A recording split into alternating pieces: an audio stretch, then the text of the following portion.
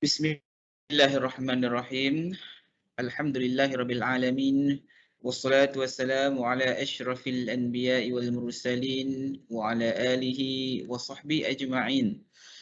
Subhanaka la ilma lana illa ma 'allamtana innaka antal alimul hakim. Rabbi syrah lana sudurana wa yassir lana umurana wahlul 'uqdatam min lisanina yafqahu aqwalana. Assalamualaikum warahmatullahi wabarakatuh. Salam sejahtera, selamat petang. Terima kasih kepada Puan pengacara majlis, pegawai-pegawai Jabatan Pendidikan Negeri Selangor, sahabat saya Cik Muhammad Sani Tuhimin. Terima kasih kerana join petang ni. Dan tuan-tuan dan puan-puan yang dirahmati Allah sekalian. Tuan-tuan dan puan-puan, seperti mana yang saya janji semalam, boleh tak saya minta urus dia untuk kita sambung sikit bab cuti semalam. Ada sikit lagi yang kita habis, lepas tu baru kita cakap bab pool. Sebab pool dengan cuti sebenarnya lebih kurang sama je sebenarnya. Boleh ke urus dia untuk kita sambung slide semalam sikit je lagi tu. Sebab ada beberapa perkara tentang cuti tadi yang semalam tu boleh kita sambung sikit sebelum kita masuk tajuk pool ni. Mungkin kita perlu dalam setengah jam atau 40 minit. Terima kasih urus dia terbaik. Kita buka terus jumpa slide semalam. Okey, terima kasih juga kepada urus dia kerana pada petang ni saya nampak ruangan chatting tu.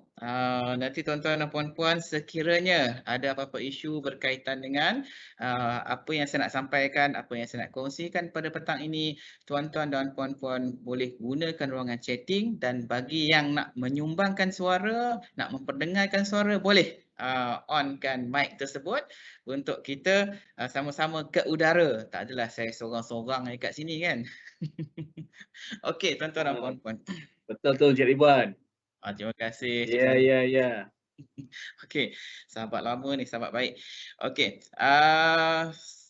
tuan-tuan dan puan-puan, seperti mana kita sebut semalam, cuti perubatan khas ni, hari ni saya nak kongsi berkaitan dengan isu berkaitan cuti perubatan khas ni.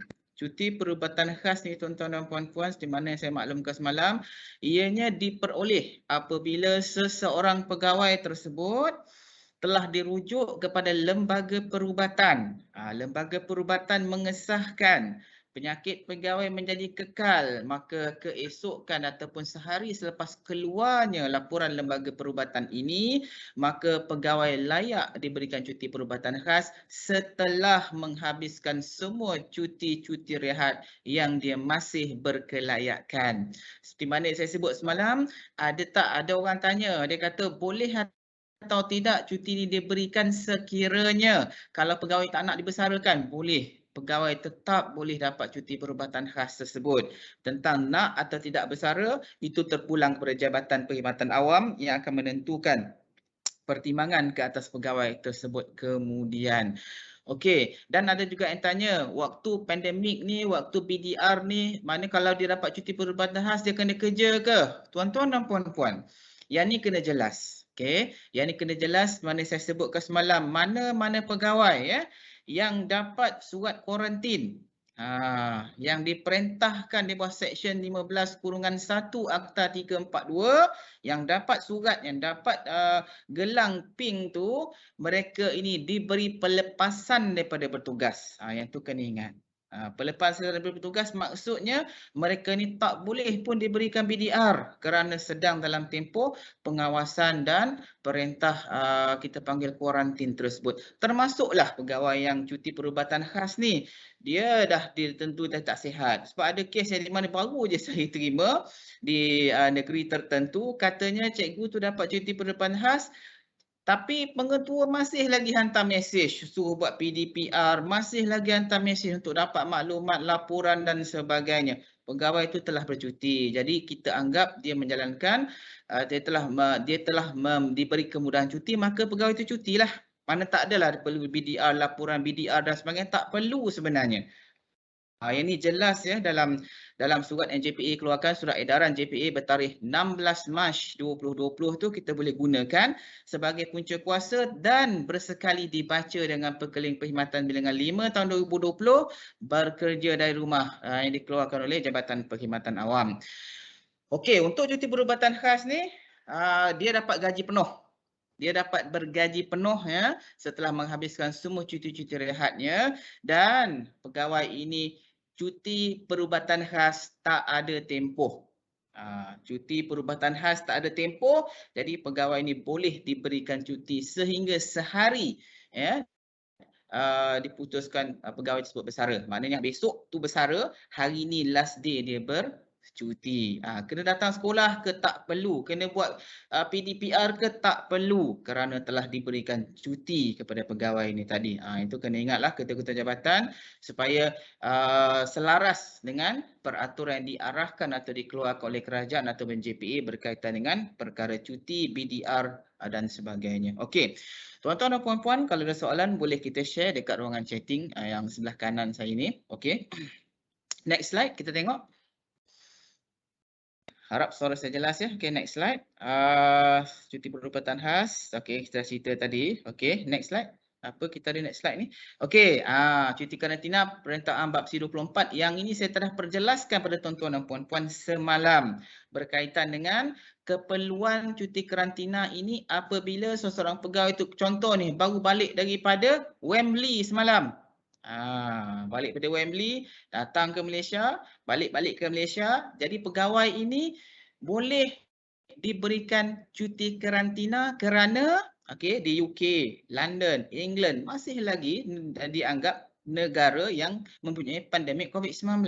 Masuk ke Malaysia, diberikan perintah di bawah Seksyen 15-1, mana pegawai ini layak cuti karantina, direkodkan dalam buku perkhidmatan cuti karantina untuk mengelakkan penyakit berjangkit itu merebak. Ini khusus untuk mereka yang datang dari luar negara yang singgah ataupun yang berhenti di airport Malaysia, yang daripada pelabuhan dan sebagainya. Tapi kalau daripada Sabah nak pergi ke Selangor, tak perlu pun cuti karantina. Itu kita panggil pelepasan keterjabatan di bawah Perintah Pengawasan Seksyen yang sama 15-1 di bawah Seksyen 342 Akta Kawalan Penyakit Berjangkit 1988. Dia hanya boleh diberikan pelepasan keterjabatan.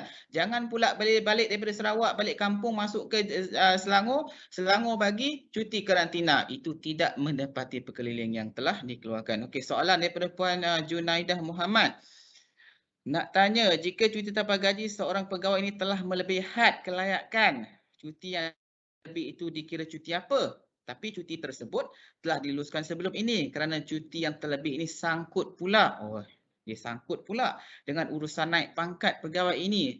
Pegawai ini melibatkan tahun 2012 dan 2013. Seperti mana saya sebutkan semalam, cuti tanpa gaji ada 3 jenis. Mungkin saya berkemungkinan saya yang ini dirujuk kepada cuti tanpa gaji di bawah Perenggan 14-A Perintah Am Bab C, iaitu cuti tanpa gaji atas alasan persendirian. Maksimum seseorang pegawai boleh menikmati kemudahan cuti ini adalah selama 360 hari sepanjang tempoh perkhidmatan. Apa jadi kalau terlebih ambil cuti? Kalau terlebih ambil cuti, pegawai ini pegawai ini dia tak ada apa-apa cuti yang boleh diberikan lagi kepada pegawai ini, melainkan kalau dia baki lagi cuti rehat. Kalau tak ada, dia seolah-olah macam tidak hadir bertugas. Maknanya emolument dia pegawai boleh kutip, ketua jabatan boleh kutip balik. Dia tak ada apa-apa lagi boleh diberikan, melainkan dia seolah-olah dia tak hadir bertugas lah. Jadi pegawai tersebut emolument dia boleh dikutip dalam tempoh yang dia tak hadir tersebut. Kerana tak ada cuti apa-apa lagi boleh diberikan dan cuti ni tak boleh diulang. Sebab sebelum ni ada yang mengatakan cuti ni boleh diulang selepas cukup 360 hari, tapi mulai 2012 perkara ini telah dimaklumkan oleh JPA dalam tempoh tersebut bahawa cuti yang dah habis 360 hari ni tak boleh diulang, melainkan dia boleh ambil cuti-cuti lain yang sesuai kepada keadaan dia. Dia dah habis cuti tanpa gaji atas alasan persendirian, masih ada lagi cuti separuh gaji untuk menjaga anak sakit dan sebagainya, yang tu boleh digunakan dengan tujuan anak sakit tadi tu. Tapi kalau selain daripada itu tak boleh. Maknanya pegawai tak boleh bercuti pun. Okey, next slide. Lepas cuti karantina jelas, maknanya tak ada pun diberikan, tak boleh diberikan kalau pegawai tersebut berada dalam negara. Okey. Cuti bersalin. Okey, cuti bersalin tuan-tuan dan puan-puan berdasarkan kepada Perkeling Perkhidmatan Bilangan 5 tahun 2017.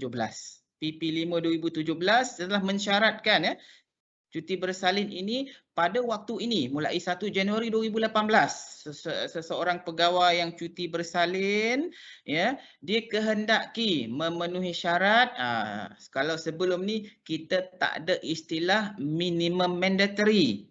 Tak ada istilah bermula mulai 1 Januari 2018 menggunakan pakai Perkeliling Perkhidmatan Bilangan 5 2017 seseorang pegawai wanita. Untuk wanita saja.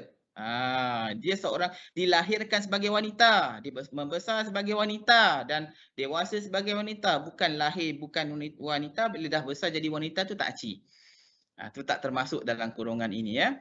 Okey, jadi dalam hal ni tuan-tuan dan puan-puan, pegawai ini yang layak menikmati cuti bersalin ini ialah pegawai perkhidmatan awam, okey, lantikan tetap, okey, oleh Suruhanjaya Perkhidmatan Awam. Ada orang tanya saya, kalau pegawai tu dia tak kahwin tiba-tiba mengandung beranak boleh ke cuti bersalin? Dia tak kahwin pun dia kata. Tiba-tiba dah mengandung. Tiba sekarang nak bersalin, boleh ke? Untuk makluman tuan-tuan dan puan-puan, Perkeling 5 2017 tidak mensyaratkan pun seorang pegawai wanita tu kena kahwin sebelum mengandung. Dia tak syaratkan kerana Perkeling ini terpakai kepada semua agama, semua bangsa dan sebagainya. Maknanya tak merujuk pun kepada seseorang pegawai mestilah berkahwin dulu lepas tu baru mengandung dan menganak. Dia tak ada cerita macam tu. Di mana-mana pegawai yang bersalin boleh dikira cuti bersalin. Ya, dengan syarat sepanjang tempoh perkhidmatan dia layak untuk menikmati kemudahan tersebut maksimum 360 hari. Kalau dulu dia disebut 5 kali untuk anak 5 kali kelahiran sepanjang tempoh berkhidmat dengan kerajaan. Kalau sebelum tu dia dah ada 2 orang anak, lepas tu masuk dalam perkhidmatan awam, masuk anak ketiga itu dikira anak pertama. Dikira anak pertama, bukan dikira anak ketiga. Mana dalam tempoh tu dulu. Tapi mulai 1 Januari 2018, dia ada tempoh minimum mandatory ni ialah 60 hari. Maksimum 90 hari sekali ambil. Dia tak boleh ambil 120 hari. Dia tak boleh ambil 80 hari. Dia tak boleh ambil 70 hari. Dia hanya boleh ambil sama ada minimum mandatory 60 hari ataupun maksimum sekali bersalin 90 hari sahaja. Bagi dalam keadaan tertentu, bagi keadaan tertentu, mana-mana pegawai yang melahirkan anak selepas 22 minggu mengandung dan anak tersebut dia lahir meninggal dunia, dia dianggap cuti bersalin. Berdasarkan kepada Perkeliling Perkhidmatan Bilangan 5 tahun 2017. Okey, kita pergi next slide. Kita tengok next slide. Yang ini dia punya kronologi cerita-cerita bersalin. Okey, yang ini saya sebut tadi. Maknanya slide yang ini lebih jelas. Kita nampak kat situ minimum mandatory 60 hari bermula tarikh cuti bersalin dan pegawai ini boleh juga menggunakan 14 hari lebih awal. Maknanya kalau dia ED dia kita panggil expected date delivery, mana EDD dia kalau lagi 2 minggu dia boleh ambil awal 2 minggu, tapi 2 minggu yang dia ambil itu termasuk dengan jumlah cuti bersalin 90 hari. Jangan kita anggap 14 hari tak masuk, dia termasuk sekali dengan jumlah tersebut. Dan cuti ini termasuk cuti rehat mingguan, kelepasaan dan sebagainya. Dan cuti sakit tidak boleh digunakan bagi menggantikan cuti bersalin kecuali TB kusta barah atau pegawai tersebut telah dimasukkan wad kerana sakit lain. Macam mana saya sebutkan tadi, pegawai ini layak untuk menggunakan cuti kemudahan cuti bersalin ini sekiranya pegawai ini telah mengandung dan melahirkan anak 22 minggu dan ke atas. Sama ada anak itu hidup atau anak itu mati, dia layak untuk dapat cuti bersalin. Dan yang penting di sini cuti bersalin tidak boleh dipinda. Kalau dia dah ambil 60 hari, 60 hari lah. Dia tak boleh tukar 90 hari. Kalau dia dah ambil 90 hari, 90 hari lah. Dan ada juga yang tanya saya, dalam tempoh pandemik ni, cikgu buat PDPR kat rumah. Ramai pegawai BDR. Pegawai ada juga pegawai bersalin. Dia kata, saya tak nak gunalah cuti bersalin saya sebab dalam keadaan sekarang ni BDR. Boleh ke? Boleh atau tidak? Yang bertanya tersebut dia kata, dalam tempoh BDR ni saya bersalin. 3 bulan BDR. Duduk dekat rumah. Jadi kalau saya guna cuti bersalin, saya rugilah. Nanti kuota tu tak cukup, saya nak ramai anak, dia kata. Tuan-tuan dan puan-puan, Apabila seseorang itu bersalin, dia memerlukan masa untuk penyembuhan dan pemulihan. Tujuan cuti bersalin ini ialah pemulihan selepas bersalin. Dia tidaklah kata saya tak perlu atau saya perlu. Ya, apabila seorang pegawai bersalin, dia entitled untuk dapat tempoh tersebut kerana kena barang diingat BDR adalah tempoh bertugas di rumah dan boleh diarahkan datang ke pejabat pada bila-bila masa. Bayangkan pegawai ni tengah cuti bersalin, dia tak nak ambil cuti bersalin, bos arahkan dia datang ke pejabat, maka dia kena datang. Dalam keadaan macam ni, tuan-tuan dan puan-puan, pegawai diberikan cuti bersalin, maka pegawai ini tak perlu buat BDR. Pegawai ini tak perlu buat PDPR kerana tempoh tersebut merupakan tempoh pemulihan. Dalam istilah perubatan dia kata unfit to work kerana dia dalam tempoh confinement. Jadi pegawai ini boleh diberikan tempoh cuti berkenaan sama ada 60 atau 90 hari. Soalan Puan Nur Baizura.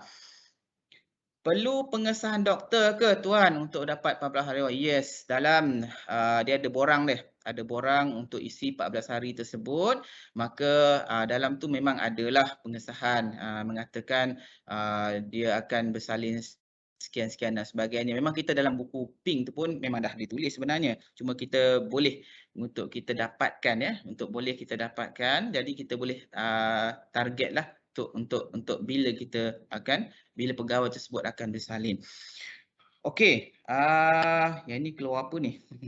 Okey, Tari cakap lagi saya dah jawab tadi. Saya dah hilang dah slide saya ni. Pergi mana slide saya ni? Kalau suami tak nak ambil cuti 7 hari sebab isteri bersalin dalam tempoh PKP ni boleh ke?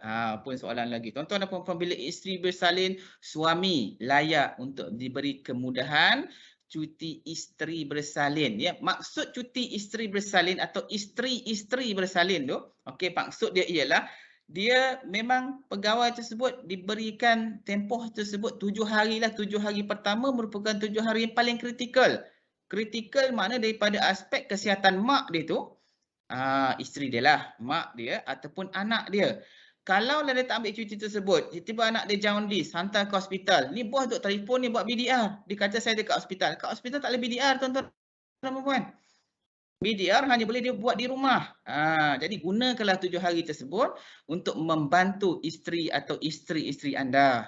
Untuk membantu anak-anak anda. Sekiranya kalau macam dalam tempoh 7 hari itu dalam aspek perubatan, daripada aspek medical, daripada aspek pegawai ataupun pegawai wanita tersebut memerlukan sokongan. Takkanlah masa nak bos suruh buat laporan sebagainya, saya tengah mandikan anak. Baik ambil cuti je.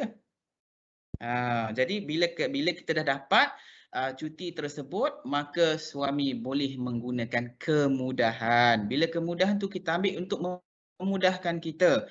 Macam saya cakap tadi, 7 hari merupakan tempoh kritikal untuk ibu dan anak tersebut. Ya. Okey, dalam keadaan tertentu, okey, katalah ada yang tanya saya, kalau dia ada 2 isteri, dua-dua bersalin serentak, adakah dia dapat 14 hari? Dua-dua bersalin serentak, adakah dapat 14 hari? Jawapan dia tidak. Dia tetap dapat 7 hari. Pandai-pandailah nak bahagikan antara isteri pertama dan isteri kedua yang bersalin serentak tadi tu.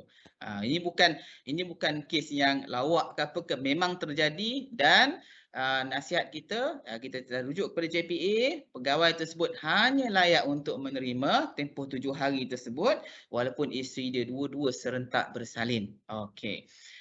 Nak tanya lagi Puan Aina, cuti belajar bergaji penuh dalam cuti belajar bergaji penuh dalam tempoh tersebut pegawai bersalin. Okey, terima kasih. Alright. Cuti akademi ataupun cuti belajar sepenuh masa ataupun cuti tanpa gaji belajar. Prinsip cuti ni tuan-tuan dan puan-puan, ya. Prinsip cuti ni tuan-tuan dan puan-puan, dia tidak ada cuti dalam cuti. Hanya satu sahaja kemudahan yang boleh diberikan pada satu-satu masa. Jadi macam mana tu? Contoh, kalau pegawai ini dapat HLP, cuti belajar selama 2 tahun untuk sambung peringkat ijazah sarjana. Dalam tempoh tersebut dia bersalin. Jadi adakah cuti bersalin digunakan? Jawapannya tidak. Kerana tuan-tuan dan puan-puan, apabila telah diluluskan cuti belajar bergaji penuh, cuti belajar tanpa gaji, dalam tempoh bersalin tersebut dia hanya boleh dapatkan pelepasan daripada menghadiri berkelas, menghadiri kuliah dan sebagainya daripada pihak universiti dan dimaklumkan kepada bahagian tajaan yang menaja ataupun dimaklumkan kepada ketua jabatan. Maknanya sekarang dalam tempoh tersebut bila dia bersalin, kota cuti bersalin dia tidak terusik.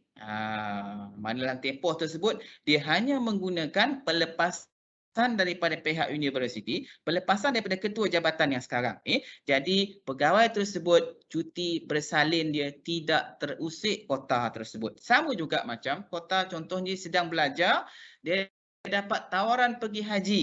Kan haji merupakan yang telah diberikan kota sekali sepanjang tempoh perkhidmatan selama 40 hari.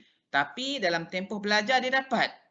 Dia belajar dekat Madinah contohnya, sambung belajar. Dia belajar dekat Mesir contohnya kan. Dalam tempoh tersebut, dalam tempoh itu dia cuti belajar, dia boleh mengerjakan haji ataupun pegawai tersebut bersalin tapi cuti bersalin dia tidak akan terusik kerana dia hanya dapat pelepasan daripada pihak universiti ataupun pihak penaja pegawai tersebut. Ya, itu sahaja. Okey, katalah suami ada 2 orang isteri yang seorang isteri telah melahirkan anak seminggu awal dan minggu seterusnya isteri kedua pula lahirkan anak. Adakah suami layak untuk dapat cuti bagi isteri kedua? Okey. Maksimum seorang lelaki ataupun seorang suami layak untuk menggunakan kemudahan isteri bersalin ada sebanyak 5 kali sahaja. Yang tadi kalau serentak dia akan dapat sekali, tapi kalau dia ada dua keadaan yang berbeza, minggu ni isteri yang pertama, 2 minggu lagi isteri yang kedua. Maksudnya di sini dia boleh menggunakan kemudahan untuk isteri pertama 7 hari, untuk isteri yang kedua 7 hari selagi mana dia tak mencukupkan kota selama 5 kali tersebut. Tapi kalau isteri pertama tadi dah pakai dah 5 kota, 5 kali dah bersalin dah, pakai dah 5 tu. Masuk isteri yang kedua, dia tak boleh dapat dah cuti tersebut. Dia kena minta cuti rehat ataupun cuti tanpa gaji. Itu sahaja dia boleh dapat. Assalamualaikum. Ya? Waalaikumsalam. Assalamualaikum. Cik Ridwan. Waalaikumsalam puan. Ya, saya bercakap. Macam dekat sekolah saya ada satu kes tu, cikgu tu dah bersalin, cikgu tu dah lama lah sebab sekarang ni dia pun dah berumur, tapi ada cuti bersalin dia yang sebelum ni tak rekod dalam BPK. Jadi kita kena buat kelulusan ke lepas tu ataupun kena buat QA lain ke untuk rekodkan dalam BRP tu? Okey. Cuti bersalin ni direkodkan dalam kenyataan perkhidmatan satu, lepas tu direkod silang juga dalam lembaran cuti. Betul kan? Okey.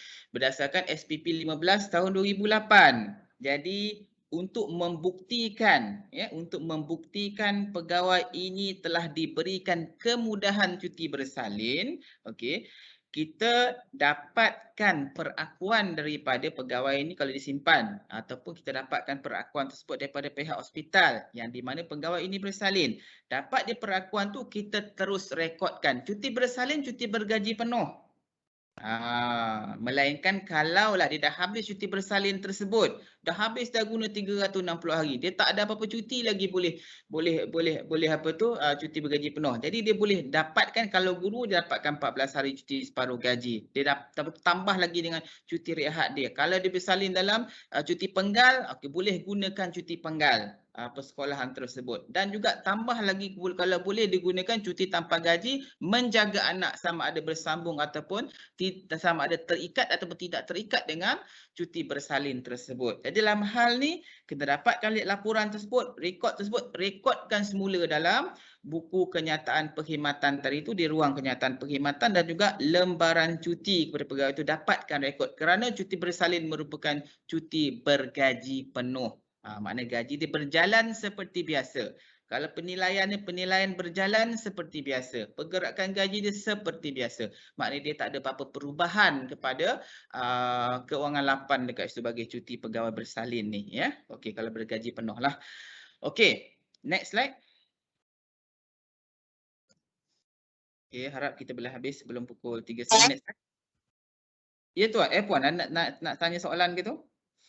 Kalau seseorang pegawai tu dia gugur, kelayakan cuti dia berapa hari ya Tuan?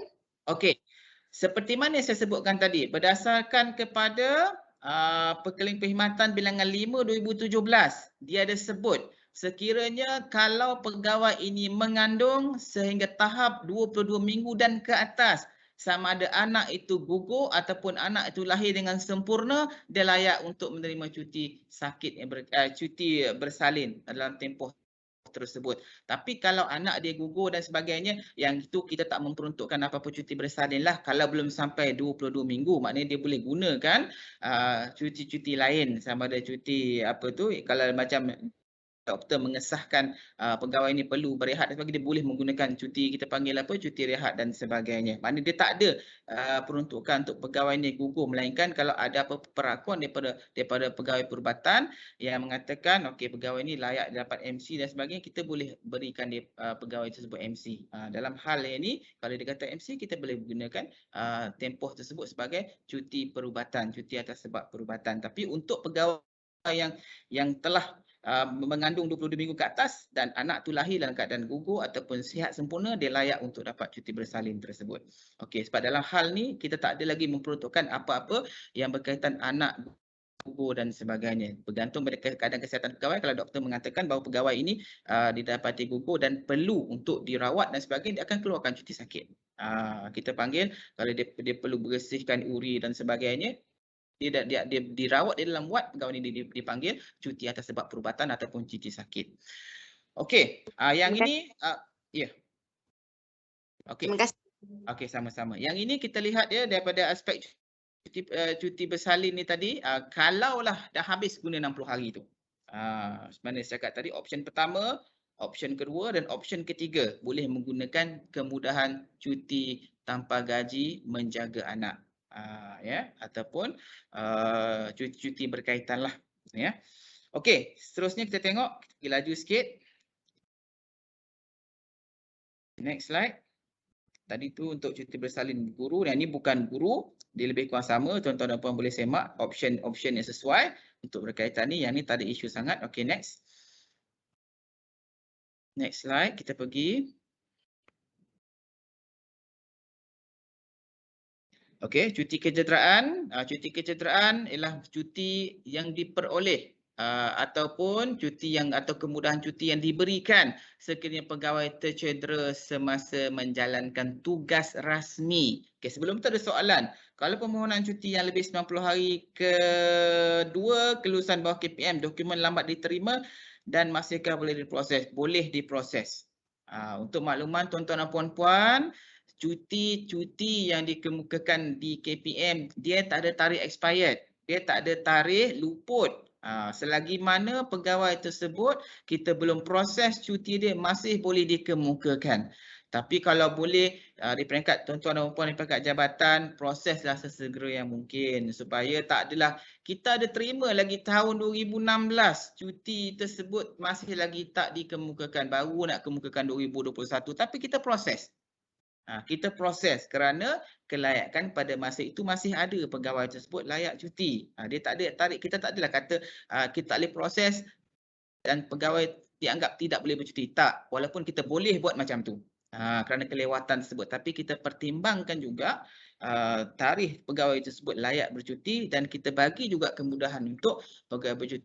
Jadi kalau kita tak bagi, dia akan beri implikasi yang besar kerana kalau kita tak luluskan cuti tersebut, pegawai tersebut tak boleh cuti dan ketidakhadiran tersebut kita kena kutip balik emolumen ni dan kita anggap tak hadir bertugas. Ini implikasi dia sangat besar. Jadi selagi mana kita boleh bantu, kita akan bantu pegawai tersebut untuk menguruskan rekod perkhidmatan dan rekod cuti dengan lebih teratur untuk memudahkan di akhir perkhidmatan kelak apabila pegawai bersara, bila JPA semak, dapati keteraturan tersebut dibuat dengan betul dengan menggunakan borang dan dokumen. Ya, maknanya dia tak ada dokumen lain lah. Kalau cuti ke 90 hari kedua, kita perlukan MC dia. Kita perlukan MC ataupun perakuan daripada pegawai perubatan yang merawat. Macam saya cakap semalam kan, MC tak ada format.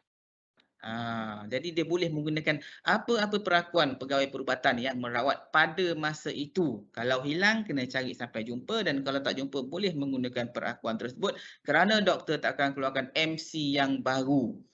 Dia hanya boleh menggunakan perakuan pegawai perubatan yang merawat tadi. Okey, cuti kesejahteraan ni saya tak nampak ada isu sangat. Ini pun jarang sangat berlaku, melainkan kalau ada soalan kita pergi laju sikit. Next slide. Ridwan, Ya, Cik Ridwan, ya saya saya. nak tanya Cik Ridwan. Tanyalah. Saya ada satu kes ni, Ah, dia MC tahun 2020, 85 hari. Dia 85 hari, okey. Cuti kecederaan lah. Ya, Dia jatuh di sekolah lah maksudnya. ya, ya. Lepas tu tahun 2021 ni, kerajaannya dari bulan 1 2021 sampai 4 bulan 8 2021. Okey. Okey, apa yang perlu saya buat sekarang ni, Cik Ridwan? Untuk kes cuti kesejahteraan tadi. Okey. Kena buat Kita apa buka. tu? Ada soalan tambahan ke tu? Kita buka balik yang slide cuti kesejahteraan tadi. Kita tengok balik semula. Yang ni kita bagi penjelasan sikit. Ada soalan ni kita bagi penjelasan sikit bagi cuti kesejahteraan ni. Okey. Yang pertama, yang ni jelas ya. Yang pertama, pegawai ini layak untuk cuti sakit. Cuti sakit bermaksud dia dah cedera ni. Maknanya dia sedang menjalankan tugas rasmi, cedera. Pegawai layak untuk diberikan cuti sakit. Macam biasa, 90 hari pertama dan 90 hari kedua. Kalau kita sebut Perintah Ambab C17, dia ada maksimum 180 hari. Betul. Kan betul, dia ada 180 hari. Sebut Perintah Ambab 17, 90 hari. Pertama, 90 hari kedua. Cukup 180 hari, bagi guru tambah lagi 25 hari, kan? Habis ke semua cuti-cuti dia tu, dia kena rujuk kepada lembaga perubatan. Lembaga perubatan sahaja yang akan berikan kelulusan perakuan untuk dapatkan kita panggil cuti kecederaan bergaji penuh. Yang ini tertakluk kepada lembaga, tertakluk kepada KSU ataupun BBSM, berapa hari yang dia boleh diberikan cuti tersebut, sama ada 3 bulan ke atau 6 bulan ke, ataupun sehingga tarikh pegawai tersebut disarakan. Maknanya sekarang ni apabila cukup je tempoh tersebut 180 hari campur 25 hari tadi, terus rujuk lembaga perubatan. Maknanya selain daripada lembaga perubatan, pegawai tak layak apa pun cuti sebenarnya. Untuk dapatkan cuti kesejahteraan, dia hanya dengan perakuan lembaga dan dipertimbangkan oleh KSU ataupun BPSM. Itu proses Maknanya dia. Cik Ridwan, Ya. Maknanya Cik Ridwan, tahun 2021 ni kalau kira total dia dah 218 hari. Rujuk ke lembaga untuk buat lembaga perubatan lah ni. Ya, sepatutnya pada tempoh 205 hari tu dah buat, dah tubuhlah lembaga perubatan. Kita bimbang. Saya nak menyatakan kita bimbang. Kalaulah dah lepas 205 hari tadi tu, lembaga perubatan lambat ditubuhkan, apa jadi? Cuti yang selepas daripada 205 tu dianggap cuti tanpa gaji. Ya ke? Ya ke? Ya. Sebab kita ada kes dah sebelum ni, pegawai ambil cuti 280 hari. Kemudian dirujuk ke KPM, kita jawab lepas daripada cuti-cuti yang saya sebutkan tadi, tak ada lembaga perubatan ditubuhkan, walaupun dapat MC kerajaan, tempoh tersebut dianggap sebagai cuti tanpa gaji kerana pegawai tak dirujuk lembaga perubatan. Kalau lewat lembaga perubatan ditubuhkan, maka pada tarikh lembaga perubatan tersebut ditubuhkan ataupun mohon, cuti yang sebelum itu dianggap sebagai cuti tanpa gaji kerana jelas dalam Perintah Ambab Perkara 17, selepas cukup tempoh cuti yang diberikan, kemudahan cuti tersebut, maka tidak ada apa-apa lagi boleh diberikan melainkan Perintah Ambab C14-A, cuti tanpa gaji atas alasan persendirian itu sahaja. Maknanya kena cepat tubuh lembaga perubatan untuk dapat perakuan lembaga perubatan dan layak untuk menerima cuti kesejahteraan bergaji penuh. Ingat cuti kesejahteraan ni bergaji penuh. Kalau ada cuti katalah 6 bulan, bergaji penuh sebab cuti kesejahteraan cuti yang special ni. Kalau tak sembuh juga, lembaga perubatan akan minta perakukan pegawai untuk bersara daripada perkhidmatan awam atas sebab kesihatan. Yang ni Cedera tu Cik Ridwan, dia kira daripada start dia jatuh ke ataupun tahun semasa? bukan dia start dia jatuh, dia start dapat cuti dia dapat MC. sakit lah. Kalau start dia jatuh lagi dia tak dapat cuti, tak adalah. Okay, tuan-tuan dan perempuan, daripada aspek ni, pegawai ini layak diberikan kata pengiraan cuti sakit dia bermula apabila dia dapat cuti sakit yang itu. Dah masuk hospital, warded, keluar hospital, doktor dah beritahu dah. Okey, dia dalam tempoh ni dibagikan MC sampailah pegawai tersebut cukup tempoh MC, kita terus rujuk lembaga perubatan. Macam saya cakap semalam kan, untuk dalam tempoh proses penumbuhan lembaga perubatan, untuk proses tersebut, pegawai masih lagi dapat MC. Pada masa itu, pegawai ini layak diberikan cuti separuh gaji. Kalau ada MC, tak ada MC, dia kira cuti tambah gaji. Tapi dalam keadaan sekarang ni, pegawai tak tubuh lembaga perubatan. Jadi tak ada pilihan lain melainkan selepas daripada itu, dia dapat hanya boleh menggunakan cuti tanpa gaji atas alasan persendirian. Cadangan kita, tubuhkan lembaga perubatan dengan sesegera yang mungkin. Cik Ridwan. Okey, baik Cik Ridwan, terima kasih. Ya, saya. Isu yang puan tadi, kan, cikgu sekolah dia tu, kalau ikutkan dia mula MC pada tahun lepas, dia akan kira tahun lepas ke tahun semasa ni yang sampai bulan 8 ni. Ataupun dia kira pada tahun lepas sampai sekarang, dia mesti akan lebih 8 bulan dah tu. Ya. Kan? Itu sebab saya sebut tadi daripada awal, maknanya kalau cuti tersebut dia bersambung sampai tahun ni, cuti bersambung sampai tahun ni kan, betul. Dia bila dah cukup dalam tempoh tu terus rujuk. Sebab sekarang ni bila cuti kecederaan tu, lembaga boleh diberikan cuti bergaji penuh. Dia tak ada tarikh sebenarnya, tak ada tempoh pun. Itu sebab kemudahan, keistimewaan cuti kecederaan ni.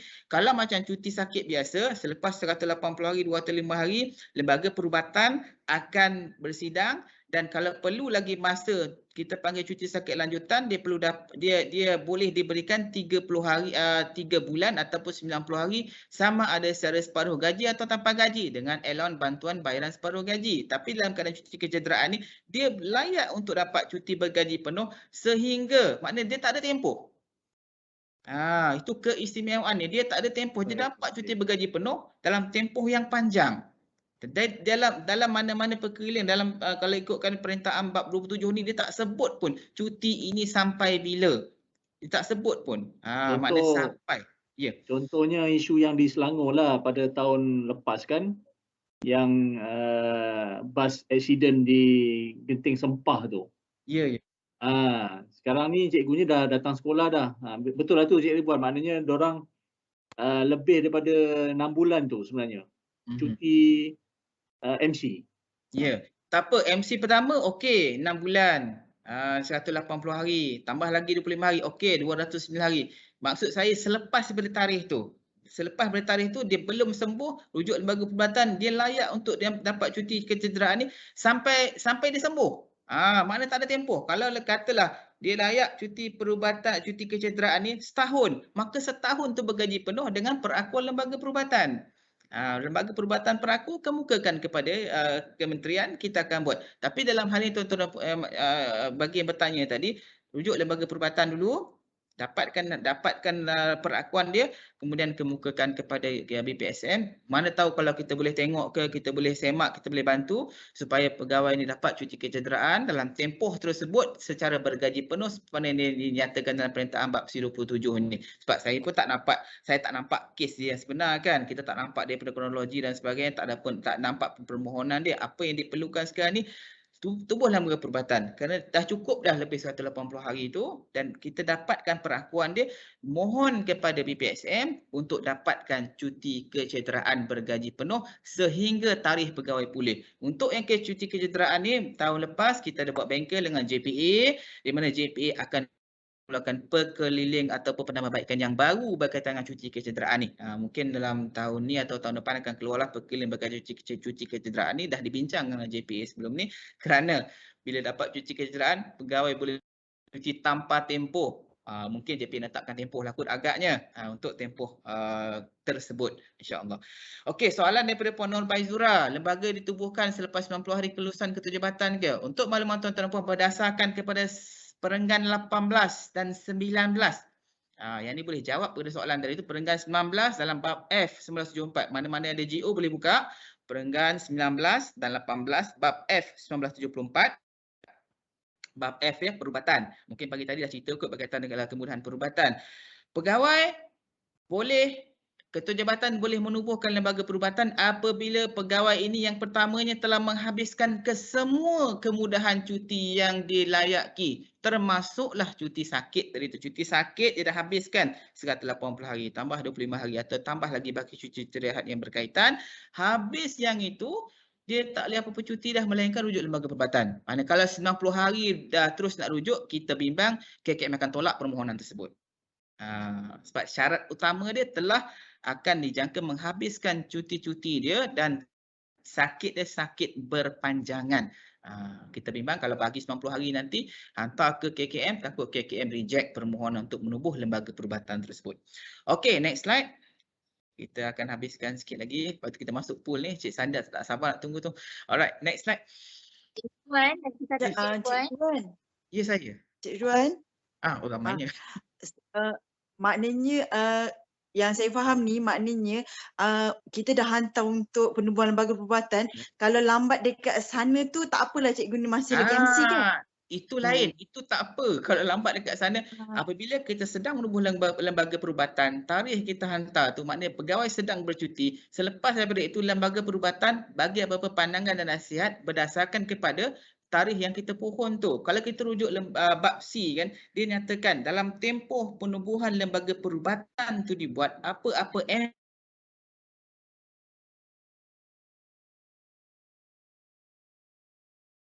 MC diberikan separuh gaji dan tertakluk kepada selepas tubuh lembaga perubatan tertakluk kepada nasihat dan perakuan lembaga perubatan berkaitan dengan tempoh selepas 180 hari tadi itu. Memang dinyatakan dalam bab C. Kalau kita buka GO, perintahan bab C dinyatakan cuti sakit lanjutan, dia ada sebut perkara tu. Ya, dia ada sebut. Okey. Okey, terima kasih. Okey, soalan lain tadi? Cik Iwan. Kalau kita dah cuti kecederaan ni lama, dah banyak kali dah cuti, adakah kita punya gratuity besok akan dipotong ke apa? Bagus soalan ni. Tuan-tuan dan puan-puan, untuk yang bab gratuity ni, dia kena rujuk kepada prinsip. Prinsip yang pertama, gratuity tak akan diambil kira. Gratuity, maksud gratuity tu ialah tempoh perkhidmatan yang boleh dimasuk kira untuk dapat faedah persaraan. Sebagai contoh, pegawai berkhidmat 30 tahun. 30 tahun perkhidmatan, dalam tempoh 30 tahun perkhidmatan tu tiada satu hari pun dalam tempoh tersebut, tempoh yang dia berkhidmat tak boleh dimasuk kira. Contoh, cuti tanpa gaji. Katalah dia berkhidmat 30 tahun. Okey, dia tak ada cuti tanpa gaji, dia tak hadir bertugas, dia tak ada mana-mana tempoh pun yang menghilangkan kelayakan untuk dapat gratuity, dia akan dapat gratuity berdasarkan tempoh 30 tahun perkhidmatan. Dengan formula 7.5% darab dengan tempoh perkhidmatan sebenar pegawai darab dengan gaji pokok terakhir. Itu pengiraan gratuity ataupun faedah perkhidmatan kita panggil. 7.5% darab dengan jumlah tempoh perkhidmatan sebenar darab dengan gaji pokok terakhir. Yang menghilangkan, perkara yang kedua, yang menghilangkan jumlah gratuity pegawai yang patut dapat ialah apabila telah diluluskan cuti tanpa gaji, kepada dalam tempoh perkhidmatan cuti tanpa gaji, sekiranya dia diluluskan tanpa gaji atas alasan persendirian, tanpa gaji atas mengikut pasangan, tanpa gaji menjaga anak. 3 kategori tanpa gaji ini menyebabkan tempoh perkhidmatan pegawai tak diambil kira. Tapi kalau cuti tanpa gaji belajar, dia boleh diambil kira. Jadi apa tempoh perkhidmatan yang tidak boleh diambil kira atau cuti tanpa gaji tadi itu, maka tempoh perkhidmatan pegawai itu akan hilang daripada aspek gratuity. Tapi selagi mana kita bergaji penuh, dia tidak menghalang apa-apa tempoh. Kalau cuti katalah dia dapat cuti kecederaan itu setahun, bergaji penuh, tidak akan menghilangkan apa-apa kelayakan gratuity dia.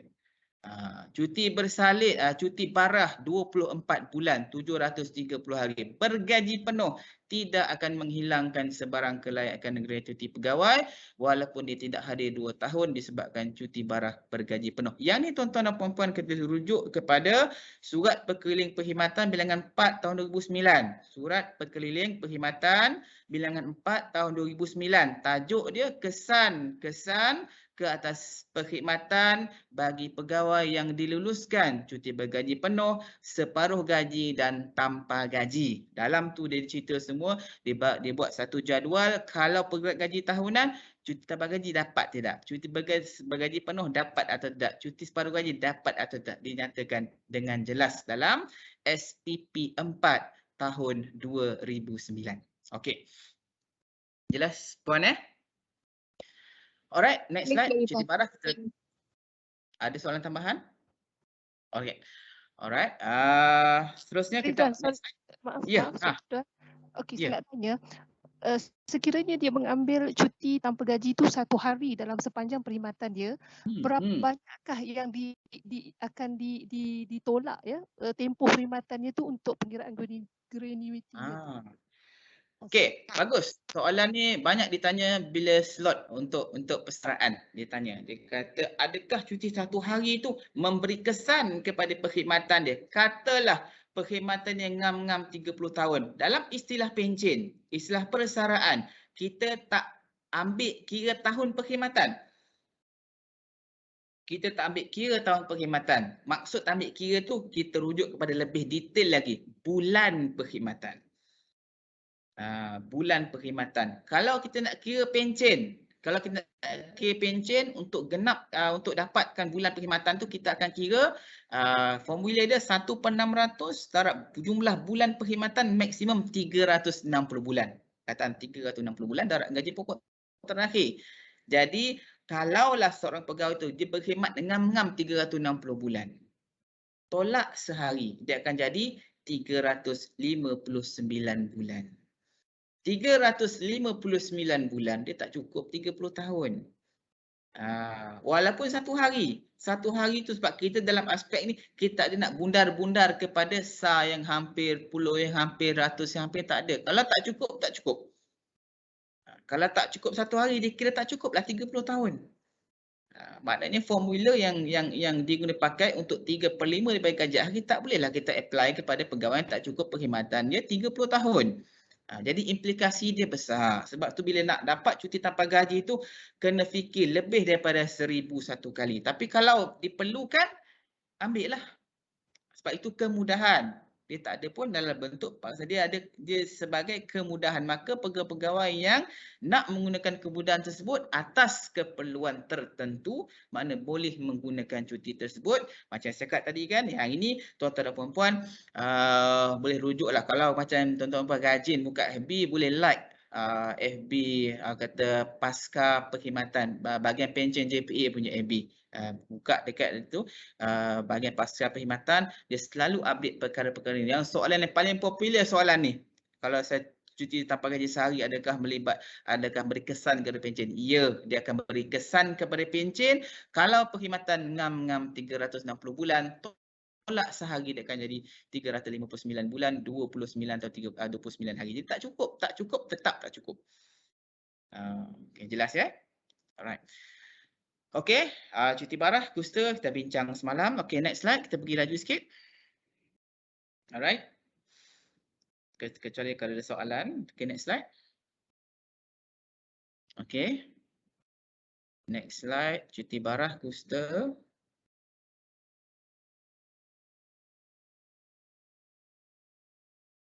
Okey. Okey, yang ni pun kita dah bincang. Okay, next. Kita pergi ke cuti lain-lain. Ni kita pergi laju sikit lah sebab dia tak ada apa isu sangat. Melainkan kalau isu saya akan stop kat situ. Next. Alright. cuti menjaga anak, cuti tanpa gaji, ya, berdasarkan kepada Perkhidmatan Perniagaan 5014. Ini sudah cerita semalam dengan detail. Dia ada terikat dengan cuti bersalin, tak terikat dengan cuti bersalin. Kalau sekiranya kalau pegawai tersebut mengambil cuti 90 hari, hari ke-91 dia sambung cuti menjaga anak, dia akan dapat 1,825 hari ataupun 5 tahun. Tapi kalau pegawai itu datang hari ke-91 ke pejabat, ke ofis, ke sekolah, hari ke-92 pun nak mohon dia hanya layak untuk dapat setahun saja atau sehingga umur anak berusia 5 tahun atau mana-mana yang terdahulu. Okay, next. Next slide kalau nak tanya. Okay. Okay. Yang ni daripada detail dia lah. Pegawai yang mempunyai anak kandung, anak tiri, anak angkat de facto, anak angkat atau anak pelihara boleh menggunakan cuti tersebut. Okay. Anak-anak angkat, anak pelihara ni kena ada surat, ya. Jangan kata saya ambil anak jiran saya sebagai anak angkat, saya nak gunakan kemudahan cuti menjaga anak. Boleh menggunakan, tapi dengan syarat anak yang diangkat tadi tu kena ada surat daripada Jabatan Pendaftaran Negara. Bukan sekadar kata ambil anak angkat dan nak dapat cuti tak boleh. Itu maksud anak angkat kena ada. Kena ada surat yang mengatakan pengangkatan tu berlaku. Begitu juga untuk pencen. Nanti dia kata ambil anak angkat tapi suratnya tak ada. Bila surat yang tak ada, anak tu tak layak dapat apa-apa faedah besaran kalau pegawai tersebut meninggal dunia. Anak angkat tak dapat apa-apa kerana tak ada surat. Okay, next. Next slide, kelulusan ketua jabatan. Okay. Okey, yang ini sama juga. Next slide.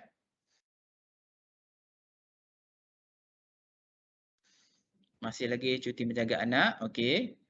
Kalau ada isu, okey, next slide.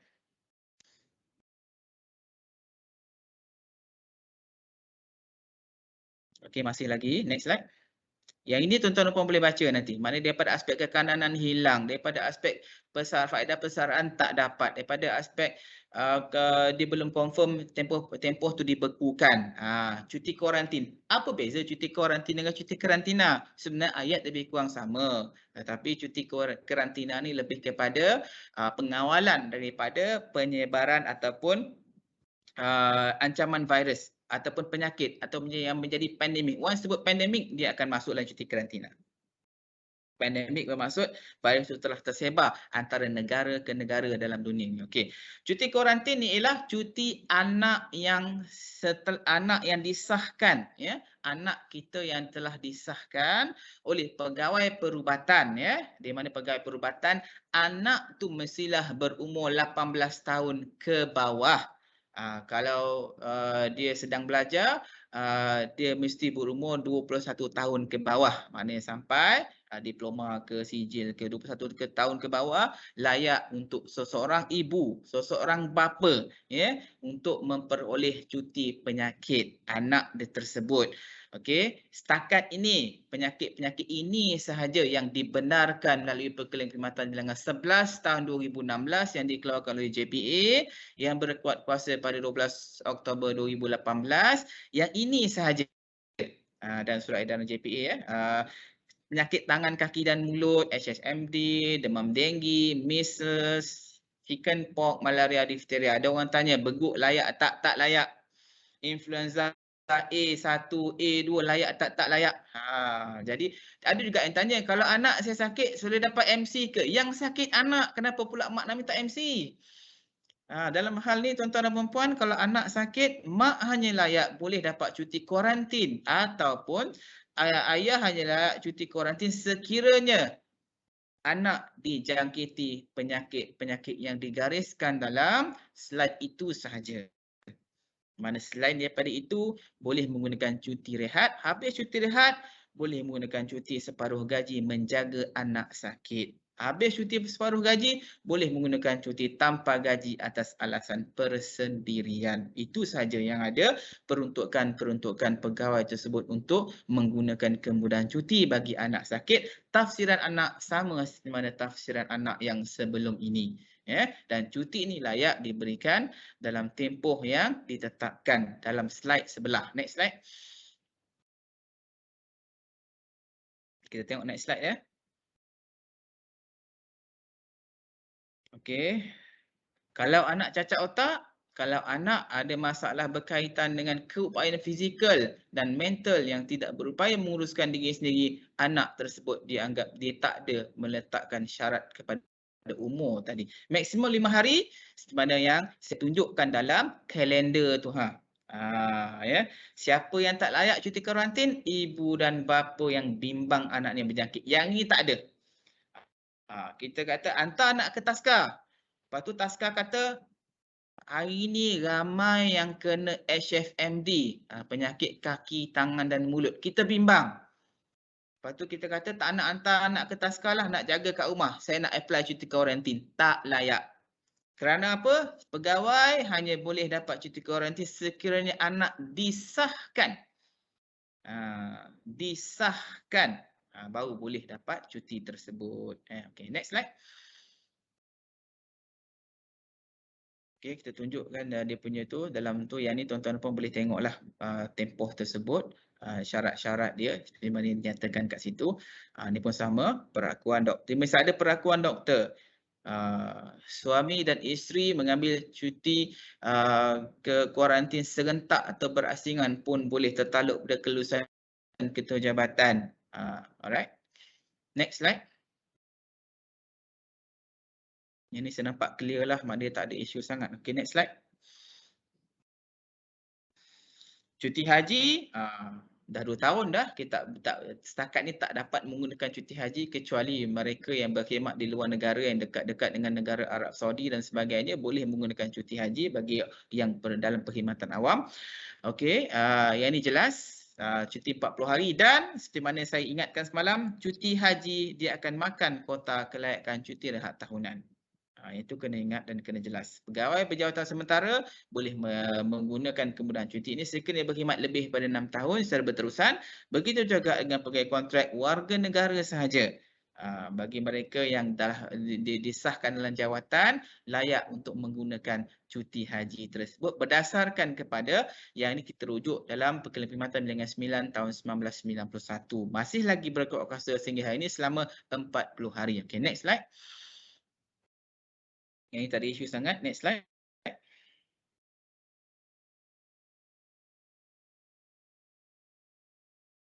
Okey, cuti khusus. Right. Yang ini kita boleh katakan cuti-cuti yang jangka pendek 3 bulan, jangka panjang 12 bulan. Yang ini tempoh-tempoh tertentulah. Yang ini pun tak ada isu sangat sebab ini straight to the point saja. Dapat dia jenis apa kursus latihan dan sebagainya, diberi ke kementerian ketua jabatan, dia boleh luluskan cuti tersebut. Okey, next. Yang ni tak nampak sangat isu. Okay, next slide. 36 minit. Okay, teruskan. Next slide lagi. Cuti berkhusus. Okay. Tanpa gaji. Tanpa gaji mengikut pasangan. Sebenarnya saya jelaskan semalam. Yang ni tak ada tempoh. Boleh menggunakan cuti ini pada bila-bila masa. Dan ada yang tanya saya, kalaulah mula-mula dia ni dah mohon cuti tanpa gaji atas ikut pasangan. Tiba-tiba pasangan tak jadi keluar negara kerana sempadan negara sana tak dibuka. Apa jadi tempoh tersebut? Tuan-tuan dan puan-puan, cuti tanpa gaji ikut pasangan ni kalau pasangan tak jadi keluar negara, ketua jabatan kena batalkan. Ketua jabatan kena batalkan kerana tujuan cuti ini ialah pegawai tadi nak ikut pasangannya keluar negara atau dalam negara. Pasangan tersebut telah berkhidmat dan diberi surat untuk berkhidmat, contoh sebagai duta ke, sebagai attaché ke, sebagai konsulat ke, sebagai apa-apa jawatan termasuk swasta, kerajaan, syarikat antarabangsa dan sebagainya. Kalau tak jadi pergi, kelulusan hendaklah ditarik balik dan pegawai kena lapor diri serta-merta untuk bertugas.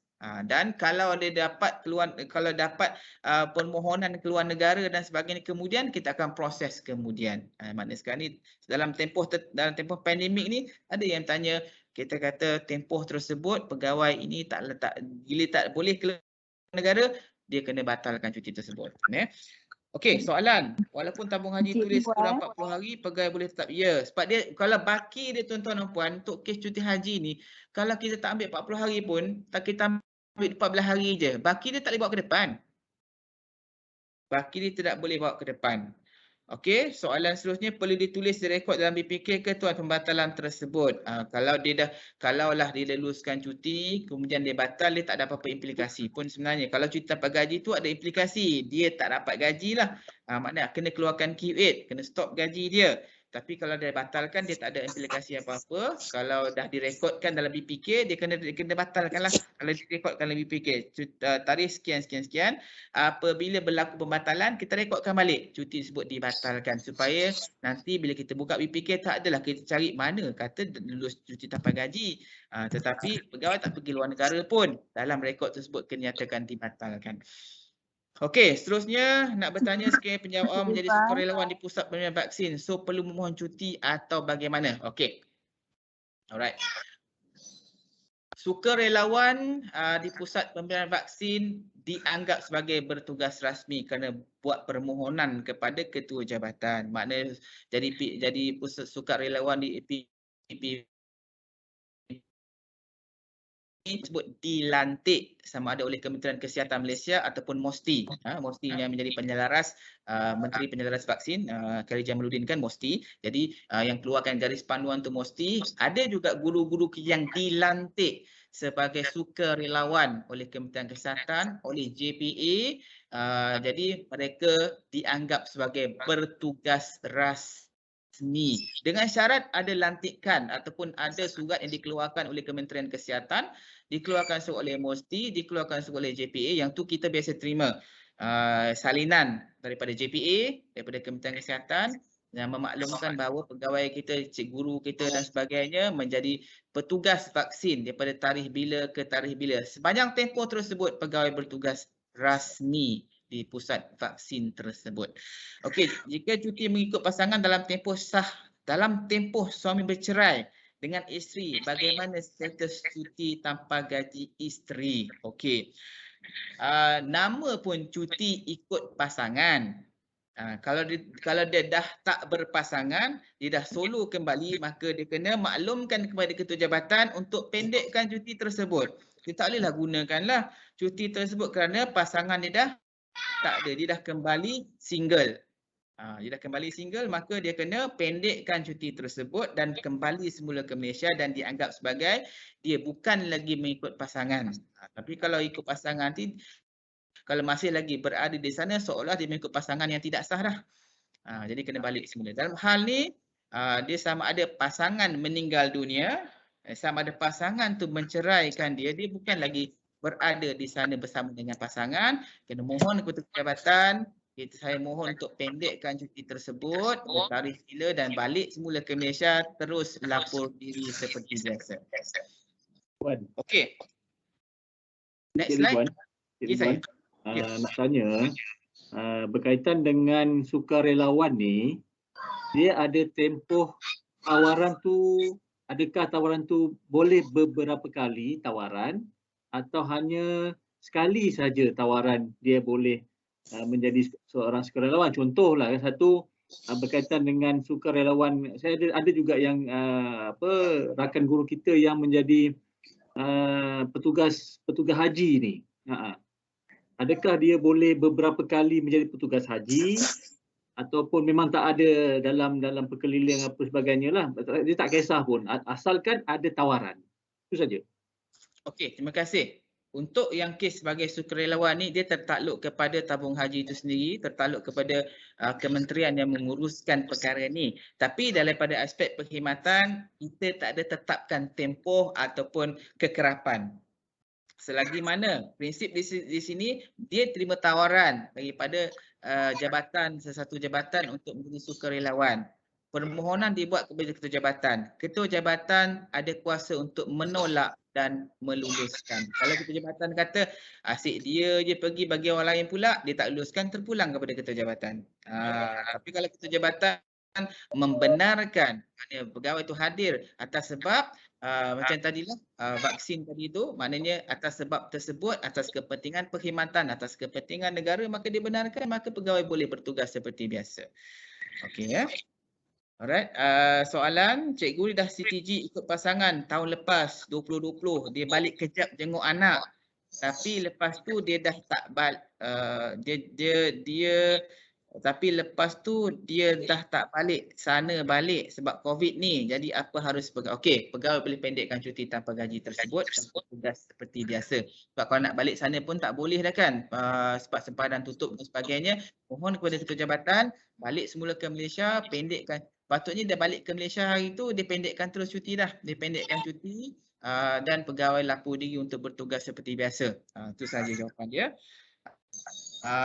Pegawai ingin menduduki peperiksaan, bolehkah diberi cuti pelepasan atau kena buat permohonan cuti syarat? Okey, dalam slide ni ada cuti tanpa rekod untuk menghadiri peperiksaan dan cuti itu layak untuk diberikan pada hari peperiksaan sahaja. Mana tak ada isu peperiksaan tu buat dekat Terengganu contohnya. Dia nak pergi hari ni, pergi besok periksa. Tak, dia tak ada hari perjalanan pergi dan balik. Tertaluk kepada hari peperiksaan sahaja. Ya, okey, next slide. Okey. Okey, teruskan next slide. Okey. Yang ni cuti tanpa rekod, next. Yang ni kita laju sikit. Kan tak sempat kita masuk pool ni kan. Cuti tanpa rekod. Okey, teruskan.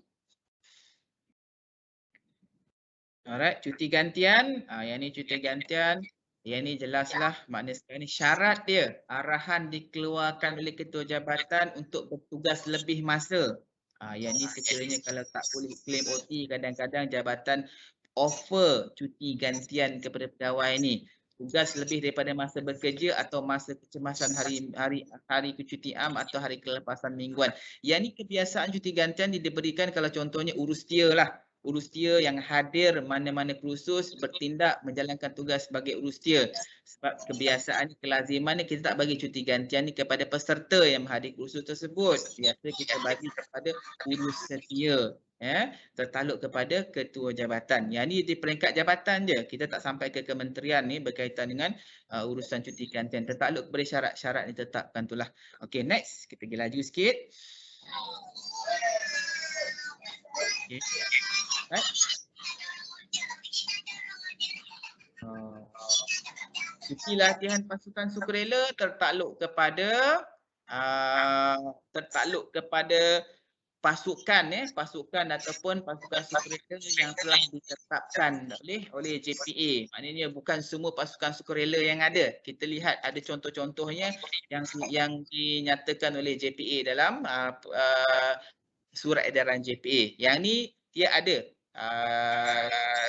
pada pemerintah pasukan tersebut, dia ada bomber, rela dan sebagainya, wataniah dan sebagainya. Dia ada senarai pasukan tersebut. Kalau ada yang tu dia layak untuk menerima ni. Yang ni prinsip dia, pegawai tersebut menjadi ahli dan keahlian dia terbukti. Sebab sebelum ni kan ada isu di mana semua jadi ahli rela. Tiba-tiba je masuk nombor IC keluar nama jadi rela.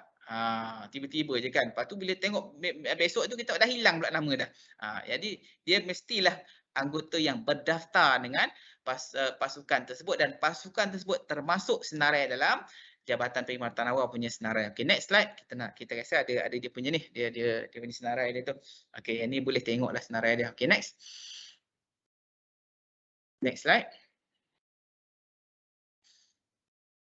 Yang ni dihadkan untuk tujuan latihan. Ni contoh-contoh pasukan sukarela dia. Askar wataniah. Okay, next slide. Yang ni pun untuk yang kes 42C ni pun samalah. Persatuan-persatuan yang telah berdaftar saja. Tu saya kata rela, ada rela tu. Okey, yang ni pun sama. Pertubuhan tu berdaftar ni di bawah perintahan BAPSI yang seperti mana dikeluarkan oleh surat JPA, layak. Sama ada dalam negara atau luar negara, layak. Itu saja. Okey, next. Tapi tertakluk kepada kelulusan ketua jabatan. Okey, next. Yang ni saya tak nampak isu sangat sebab bila ada permohonan dibuat, semak senarai, pegawai layak, bagi dia pergi. Tertakluk ketua jabatan. Lain-lain kursus, ahli kesatuan sekerja dan sebagainya ni okeylah, tak ada apa ni. Okay, next. Melainkan kalau dia nak tanya, next slide. Okey, latihan syarikat ni pun okey, dia pun ada senarai dia. Ni pun jelas. Kalau nama-nama syarikat tu yang diluluskan oleh KP dan HCP, layaklah. Okey, next. Kita pergi slide yang berikutnya. Yang ni saya cakap tadi. Soalan yang bertanya tadi, ini jawapan dia. Cuti masuk peperiksaan diberikan terhad kepada hari peperiksaan saja. Tak ada hari perjalanan pergi dan tak ada hari perjalanan balik. Dan cuti ini direkodkan dalam kenyataan perkhidmatan. Kalau PX itu 3 hari, mula esok, start cuti mulai esok. Hari ini perjalanan, guna cuti rehat. Okay, next. Okay, Puan. Saya, Puan. Kalau dia mohon jadi sukarelawan COVID ni, dia layak, dia boleh cuti ke? Okey, untuk kes sukarelawan ni dalam surat surat tawaran dia ada sebut berkaitan dengan urusan perkhidmatan dan sebagainya. Dalam hal sukarelawan ni tuan-tuan dan puan-puan, untuk kes cuti ke perkhidmatan ke tertakluk kepada ketua jabatan yang sekarang ni, sebab dia hanya pergi ke sana untuk membantu. Maknanya dia bukanlah jadi staf kepada Mosti, dia bukan jadi staf kepada Kementerian Kesihatan. Apa-apa urusan perkhidmatan tertakluk kepada ketua perkhidmatan. Walau bagaimanapun, kebiasaannya kalau PPV ni, dia ada tempoh-tempoh tertentu dia berkhidmat. Mana kalau dia nak keluar ke pelepasan ke tertakluk kepada waktu jadual dia bertugas. Apa pun prinsip dia, apa urusan-urusan perkhidmatan dia tertakluk kepada ketua jabatan yang sekarang. Dia tempatkan dekat sana sementara tempoh untuk menguruskan COVID. Sebab mereka di tempat dekat sana di jabatan ataupun di Kementerian Kesihatan, kita anggap dia tak ada ketua jabatan dekat sana. Dia cuma ada penyelia yang menguruskan jadual, hari bertugas dan sebagainya. Selain daripada itu, semua urusan dibuat di peringkat kementerian masing-masing ataupun di peringkat ketua jabatan masing-masing. Okey, cuti menghadiri mesyuarat perusahaan ikhtisas yang ini hanya kepada persatuan-persatuan yang diiktiraf dan berdaftar saja dengan Jabatan Perkhidmatan Awam. Okay, next. Yang ini simple. Ini straight to the point. Tak ada senarai, tak boleh. Okay, next. Okay, yang ini mengambil bahagian olahraga, sukan dan sebagainya. Tahun depan mana-mana guru kita yang katalah ada yang menyertai sukan Olimpik. Tahun depan kan sukan tahun depan pula. Lagi minggu depan. Tahun depan pula. Gambate Tokyo 2020.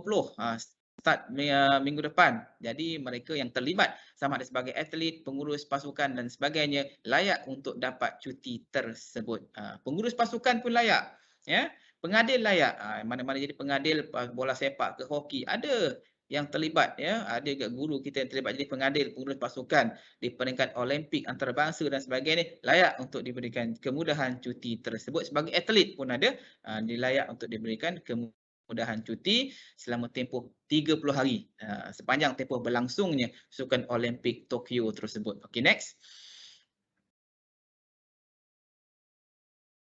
Next slide. Okay, cuti tak berekod.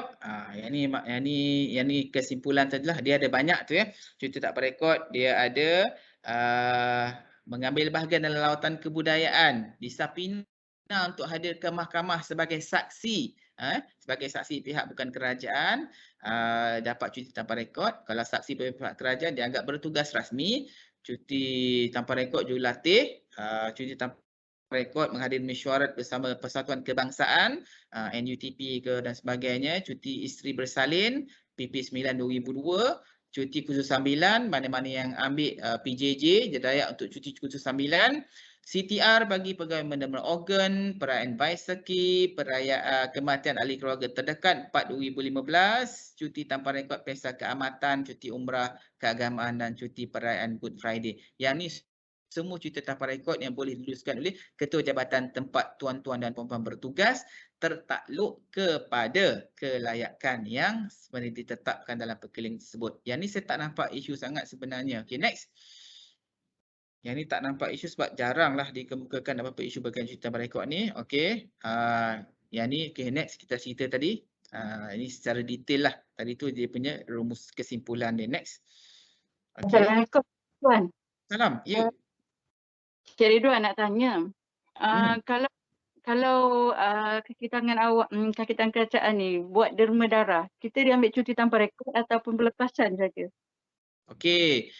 Derma darah dia tak macam derma organ. Kalau derma organ dia ada cuti sebab dia memerlukan tempoh masa untuk berehat dan sebagainya. Derma darah dia sebab dia pun bukan aktiviti rasmi.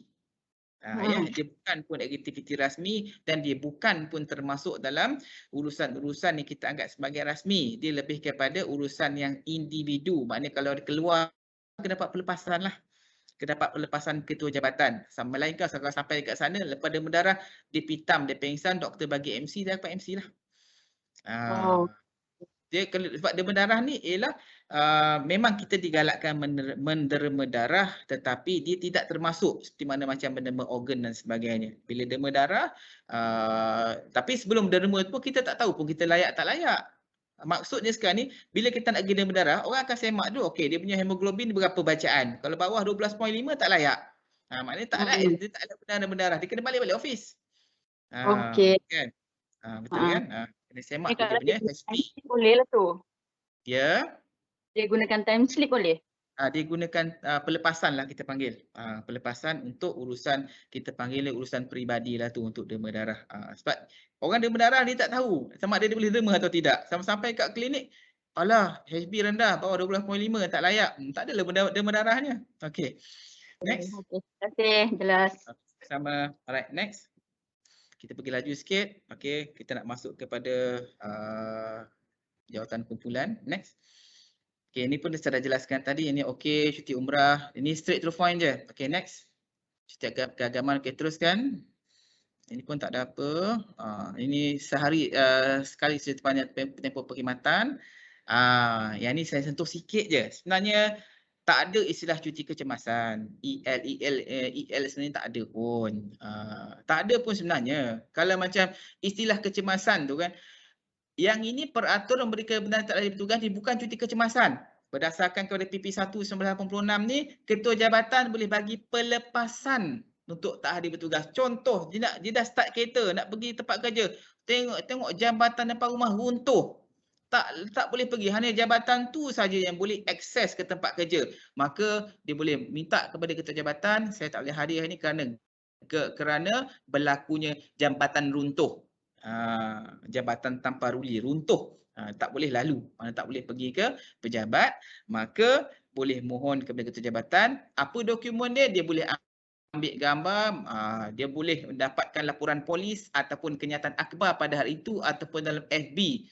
Dah tularlah FB jambatan di kampung tersebut runtuh, dia tak boleh datang ke pejabat, maka layak untuk diberi pelepasan. Pun kita tak anggap sebagai cuti kecemasan.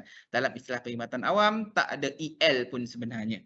Apa yang ada ialah dia kena ambil cuti juga pada hari tersebut sekiranya tak hadir bertugas. Sekiranya tak dapat hadir bertugas atas sebab-sebab tertentu yang tak dapat dielakkan. Dia tetap kalau kes kecemasan dia hanya layak untuk dapat pelepasan untuk tidak hadir bertugas. Ya. Okey, next slide. Teruskan.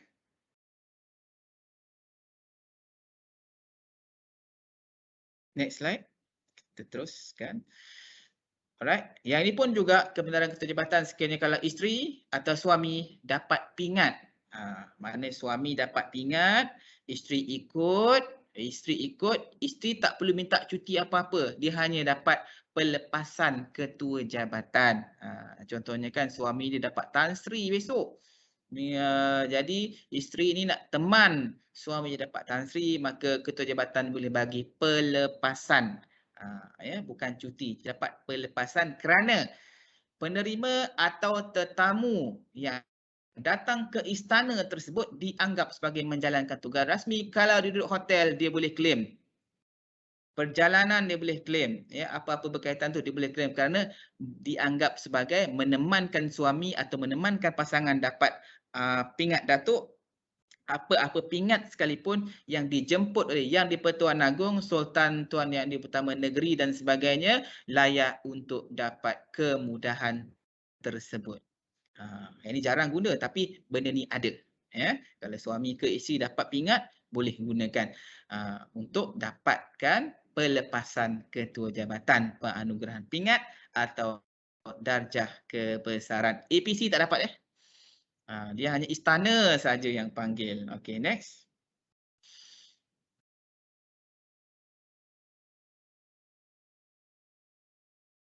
Kita tengok next slide.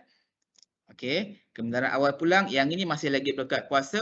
Mana-mana yang isteri-isteri yang sedang mengandung 5 bulan ke atas layak untuk menerima kemudahan ini. Seperti biasalah. Tertakluk kepada kebenaran ketua jabatan. Okey, next. Okey, kita terus masuk ke jawatan kumpulan. Alright. Ada masa lagi 40 minit, cerita sikit pasal jawatan kumpulan.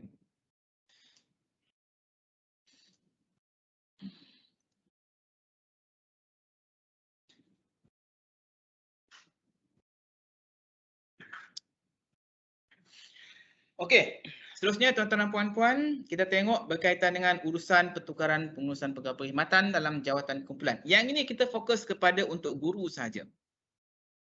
Kerana untuk AKP boleh katakan jawatan tu dah penuh dah sebenarnya, dah tak boleh isi dah pun untuk guru saja. Tapi apa yang saya nak sampaikan ialah benda yang signifikan yang ada kaitan secara langsung dengan pengurusan pegawai dalam jawatan kumpulan. Sebab ada yang tanya pegawai dalam jawatan kumpulan ni statusnya macam mana? Penilaian dia macam mana, penempatan dia macam mana, apa tugas-tugas yang boleh buat, kalau tak ada bertugas macam mana nak buat. Jadi dalam aspek-aspek itu kita berkongsi hari ini berkaitan dengan apa yang berlaku untuk jawatan kumpulan. Okey, next slide. Untuk makluman tuan-tuan dan puan-puan, pada hari ini sehingga hari ini kita masih lagi menggunakan pakai Surat Perkeling Perkhidmatan bilangan 2 tahun 2009, ya, urusan pertukaran dan penempatan pegawai perkhidmatan pendidikan dan AKP dalam jawatan kumpulan di KPM. Okey, jawatan kumpulan itu tuan-tuan dan puan ditubuhkan untuk menguruskan, untuk menempatkan pegawai-pegawai yang pada pandangan ketua perkhidmatan. Untuk makluman tuan-tuan dan puan-puan, jawatan kumpulan ini boleh diguna pakai setelah mendapat kelulusan ketua perkhidmatan iaitu Ketua Pengarah Pendidikan Malaysia. Ya. Kita tak panggil Ketua Pengarah Pelajaran lagi, ya, kita panggil Ketua Pengarah Pendidikan KPPM mulai 22 Jun 2021. Jangan silap nanti buat surat Ketua Pengarah Pelajaran, tak boleh dah guna pakai Ketua Pengarah Pelajaran tu bermula 20 Jun dengan selaras dengan pelantikan KPPM yang baru Datin Sri Nur Zamani binti Abdul Hamid. Start daripada tu kita gunakan gelaran yang baru. Okey, untuk jawatan kumpulan ni ditubuhkan kita akan tengok keperluan kepada seseorang pegawai, ya. Keperluan ni maknanya sekarang ni untuk menempatkan pegawai dalam jawatan kumpulan dia bukanlah sesuatu yang automatik. Dan saya nak ingatkan juga kepada tuan-tuan dan puan dan termasuk saya juga untuk menggunakan jawatan kumpulan ini, ketua jabatan yang buat permohonan, ya, permohonan untuk pegawai ditempatkan dalam jawatan kumpulan ini dibuat oleh ketua jabatan. Sebab ada juga yang tanya saya dah tanya cikgu tu, dia tak nak masuk jawatan kumpulan. Macam mana ya cik? Dia kata, dia boleh tanya cikgu tu kata saya tak nak masuk jawatan kumpulan. Untuk makluman tuan-tuan dan puan, kalau cikgu tu nak ke, tak nak ke, urusan untuk menempatkan pegawai dalam jawatan kumpulan adalah urusan ketua jabatan. Pegawai tak ada tantangan apa pun. Tapi untuk lebih berharmoni di sekolah, di pejabat dan sebagainya, ini sebagai alternatif kepada seseorang ketua jabatan, dia kena berbincang. Jawatan kumpulan ni bukanlah wajib. Contohnya kalau pegawai sakit berpanjangan, kita mesti masuk ke dalam jawatan kumpulan. Tidak. Perkara yang pertama dibuat ialah sekiranya kalau pegawai sakit bagi MC dulu. Bukan kita bagi MC, kita bagi kelulusan sekiranya pegawai itu MC. Yang kedua, cukup tempoh MC dia tubuh lembaga perubatan. Apabila tubuh lembaga perubatan, pegawai ini sama ada dipersadakan atau tidak takluk kepada keputusan lembaga perubatan. Kenapa kita perlu ada jawatan kumpulan? Ini untuk membantu sekiranya kalau pegawai yang tadi sakit berpanjangan tetapi pegawai ini kita anggap dia ni boleh sembuh ni sebenarnya, tapi dia perlukan satu tempoh masa, satu tempoh ketika, satu jawatan yang dia duduk dalam tu dia tak perlu pun mengajar. Ya. Bukan saya kata, berdasarkan kepada surat edaran Bahagian Pengurusan Sekolah Harian November 2016, pegawai yang duduk dalam jawatan kumpulan yang tak boleh mengajar, dia tak perlu mengajar kerana dalam jawatan kumpulan dia ada dua tagging utama. Yang pertama pool pengurusan, yang kedua pool akademik. Pool pengurusan berlaku apabila pegawai ditaggingkan yang tidak boleh mengajar, yang tidak mampu dari segi fizikal dan mental dia untuk mengajar. Ketua jabatan, siapa taggingkan? Ketua jabatan taggingkan dia dalam e-operasi, pegawai tidak perlu mengajar dan boleh berada di sekolah tersebut untuk menjalankan tugas-tugas selain mengajar. Orang tanya saya, kalau cikgu tak mengajar, nak nilai macam mana? Cikgu tak mengajar, nama pun cikgu kata, tapi tak mengajar. Duduk dalam jawatan kumpulan. Apa penilaian dia? Untuk makluman tuan-tuan dan puan-puan, pegawai yang telah ditaggingkan pool pengurusan ni tadi, ketua jabatan kena masuk dalam sistem e-operasi dan e-prestasi selepas itu, kemas kini instrumen penilaian pegawai ini diletakkan di bawah penilaian instrumen PTB. Pada asalnya semua guru instrumen PDP, pembelajaran dan pengajaran. Walau bagaimanapun, kalau ditagging ke dalam e-operasi dalam tagging pool pengurusan, pegawai ini layak untuk ditaggingkan dalam instrumen PTB. PTB ni instrumen bagi pegawai-pegawai yang berkhidmat di JPN, PPD, bahagian-bahagian KPM. Mana penilaian yang mesti dibuat dalam aspek itu. Tapi kalau pegawai ini mampu mengajar walaupun satu waktu, terpulanglah satu waktu tu 40 minit ke 30 minit ke, satu waktu mengajar, layak untuk ditaggingkan dalam instrumen PDP seperti biasa. Kalau duduk kat sekolah, dia tak mengajar, dia menjalankan tugas-tugas pengurusan, bagaimana kriteria cuti dia? Cuti dia kekal cuti rehat khas kerana penempatan dia di fasiliti yang mereka tersebut, guru-guru yang berada sekitar di sekolah tersebut yang mengajar, dia layak untuk dapat cuti rehat khas. Kalau cuti penggal sekolah, dia layak untuk menikmati kemudahan cuti penggal sekolah. Bagaimana kalau ditempatkan di PPD? Pegawai yang ditempatkan di PPD dalam jawatan kumpulan, dia layak untuk dapat cuti rehat tahunan. Kerana fasiliti yang diduduk itu PPD bukan dah fasiliti pendidikan yang di mana majoriti pegawai dekat sana mengajar dan menikmati cuti penggal persekolahan. Soalan daripada Puan Roslida. Ada kes pegawai ni pernah keluar daripada pool untuk naik pangkat. Selepas proses naik pangkat, dia mula ambil cuti sakit berpanjangan. Dan dia bercadang nak masuk pool semula. Patut ke saya ambil tindakan lembaga perubatan dahulu atau macam mana langkah seterusnya? Saya suka ayat untuk ambil tindakan lembaga perubatan dulu. Yang ini memang kita ada keluarkan surat surat pada Jun tahun 2017, 9 Jun 2017. Lembaga kenaikan pangkat, surat yang dikeluarkan oleh Timbalan Ketua Setiausaha Pengurusan masa itu Datuk Jamil, dikeluarkan surat mana-mana pegawai yang dalam jawatan kumpulan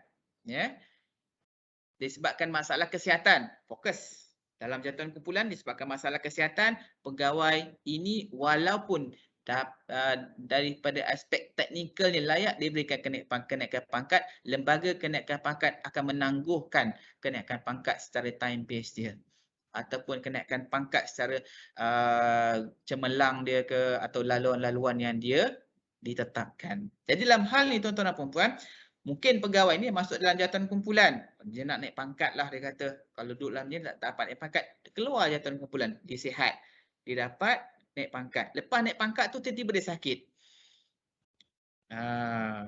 Nampak tak dekat situ yang memang dia tak boleh lagi naik pangkat. Dia kena kekal dalam jawatan kumpulan sebenarnya lah. Tapi dah berlaku pun pegawai naik pangkat, boleh atau tidak diletakkan dalam jawatan kumpulan. Secara prinsipnya penempatan dalam jawatan kumpulan dia boleh berkali-kali, tak ada masalah. Sebab tak ada tempoh had dalam jawatan kumpulan bila sekali masuk dan sebagainya. Cuma kalaulah Puan Roslida boleh menguruskan laporan lembaga perubatan, itu adalah lebih baik kerana kita nak tahu tahap kesihatan pegawai. Di tubuh lembaga perubatan, kita sebenarnya bukan nak bersarakan pegawai, tapi kita nak bagi pegawai ni tahu status kesihatan dia tu macam mana. Sebab ada kadang-kadang pegawai takut rujuk lembaga perubatan, dia tak nak bersara dan sebagainya. Tapi tujuan lembaga perubatan ni untuk supaya kita dapat tahu pegawai ni fit atau unfit untuk bertugas. Jadi tindakan puan tu betul. Sekiranya dapat cuti 180 hari dan ke atas sebagainya, layak untuk tubuh lembaga perubatan supaya tahu tahap kesihatan pegawai ni macam mana. Okey. Itu tadi daripada aspek penilaian. Saya sebut tadi kan pegawai bukan penilaian, penempatan pegawai ni tadi tu dia boleh di-taggingkan dalam pool pengurusan, dia tagging dalam pool akademik. Mana dua tagging tersebut. Alright, next slide.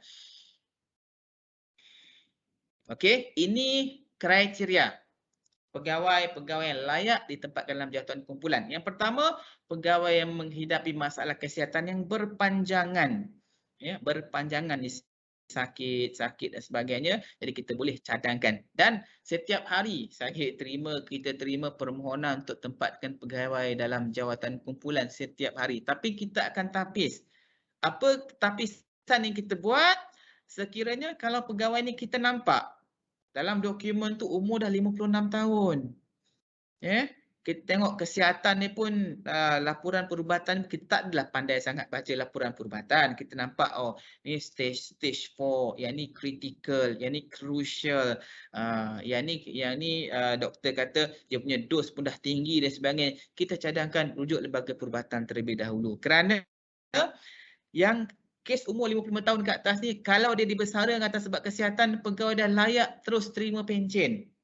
Pegawai dah layak terus terima pencen. Melainkan macam pegawai umur baru 35 yang kita nampak peluang dan ruang untuk dia dirawat yang mungkin kadar kesembuhan agak tinggi, yang kita cadangkan, kita perakulah untuk dalam jawatan kumpulan.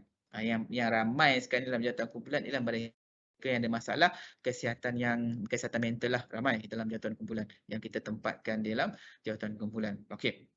Ada juga yang tanya saya macam kes-kes yang pegawai pegawai tak nak besar, bukan pegawai tak nak besar, pegawai tak nak dirujuk lembaga perubatan dan sebagainya itu, malam tuan-tuan dan puan, dengan adanya penambahbaikan yang dibuat oleh JPA Pasca Perkhidmatan melalui Perkeling Perkhidmatan Bilangan 1 tahun 2021. Perkeling ni baru lagi.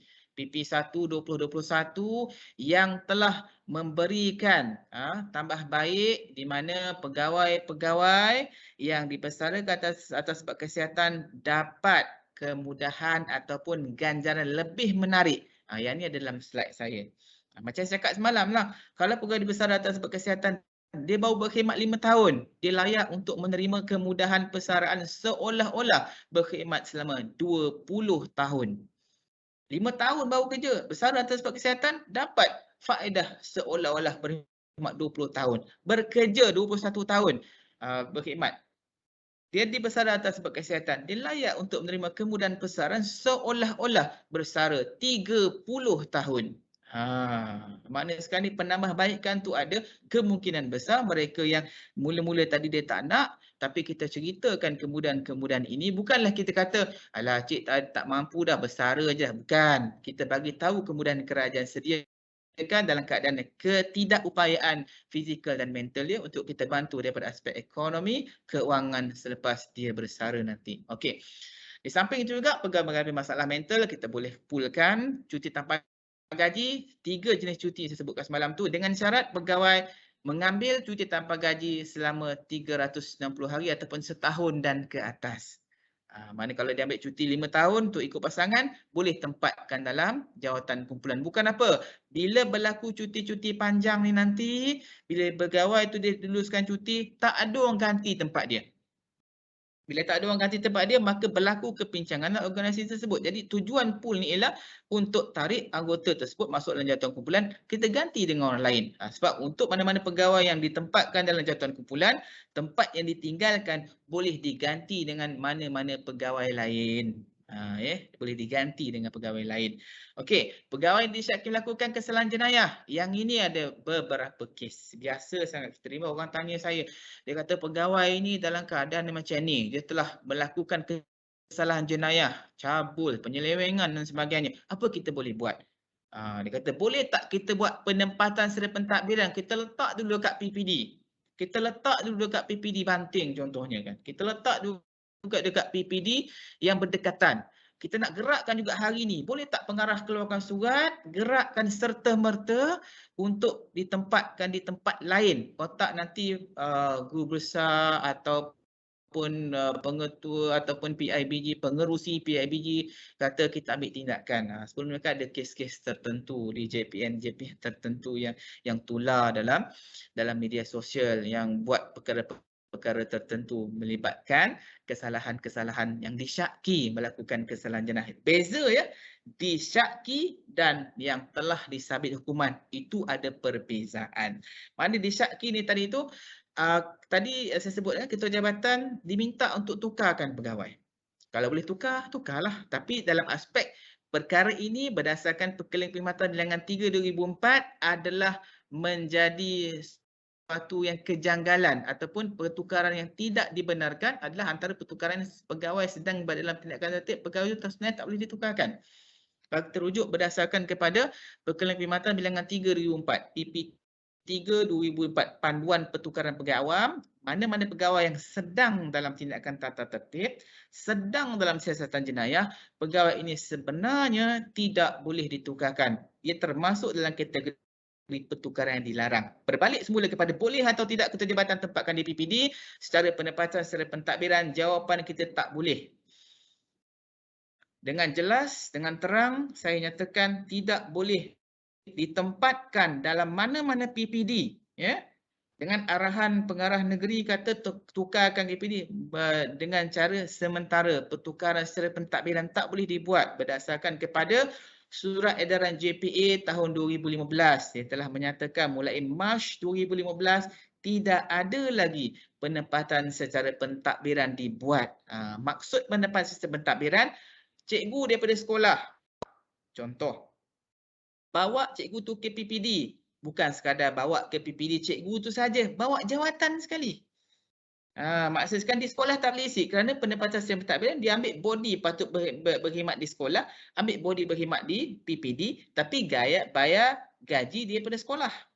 Itu penempatan sistem pentadbiran. Tapi kalau pindah butik, ambil jawatan dengan cikgu-cikgu sekali, letak dekat PPD. Itu maksud pindah butik. Untuk mengalih daya jawatan-jawatan ni tadi, dia tak boleh buat secara pentadbiran. Apa dia boleh buat? Contohnya melakukan kes jenayah. Melalui perkeliling yang terbaru.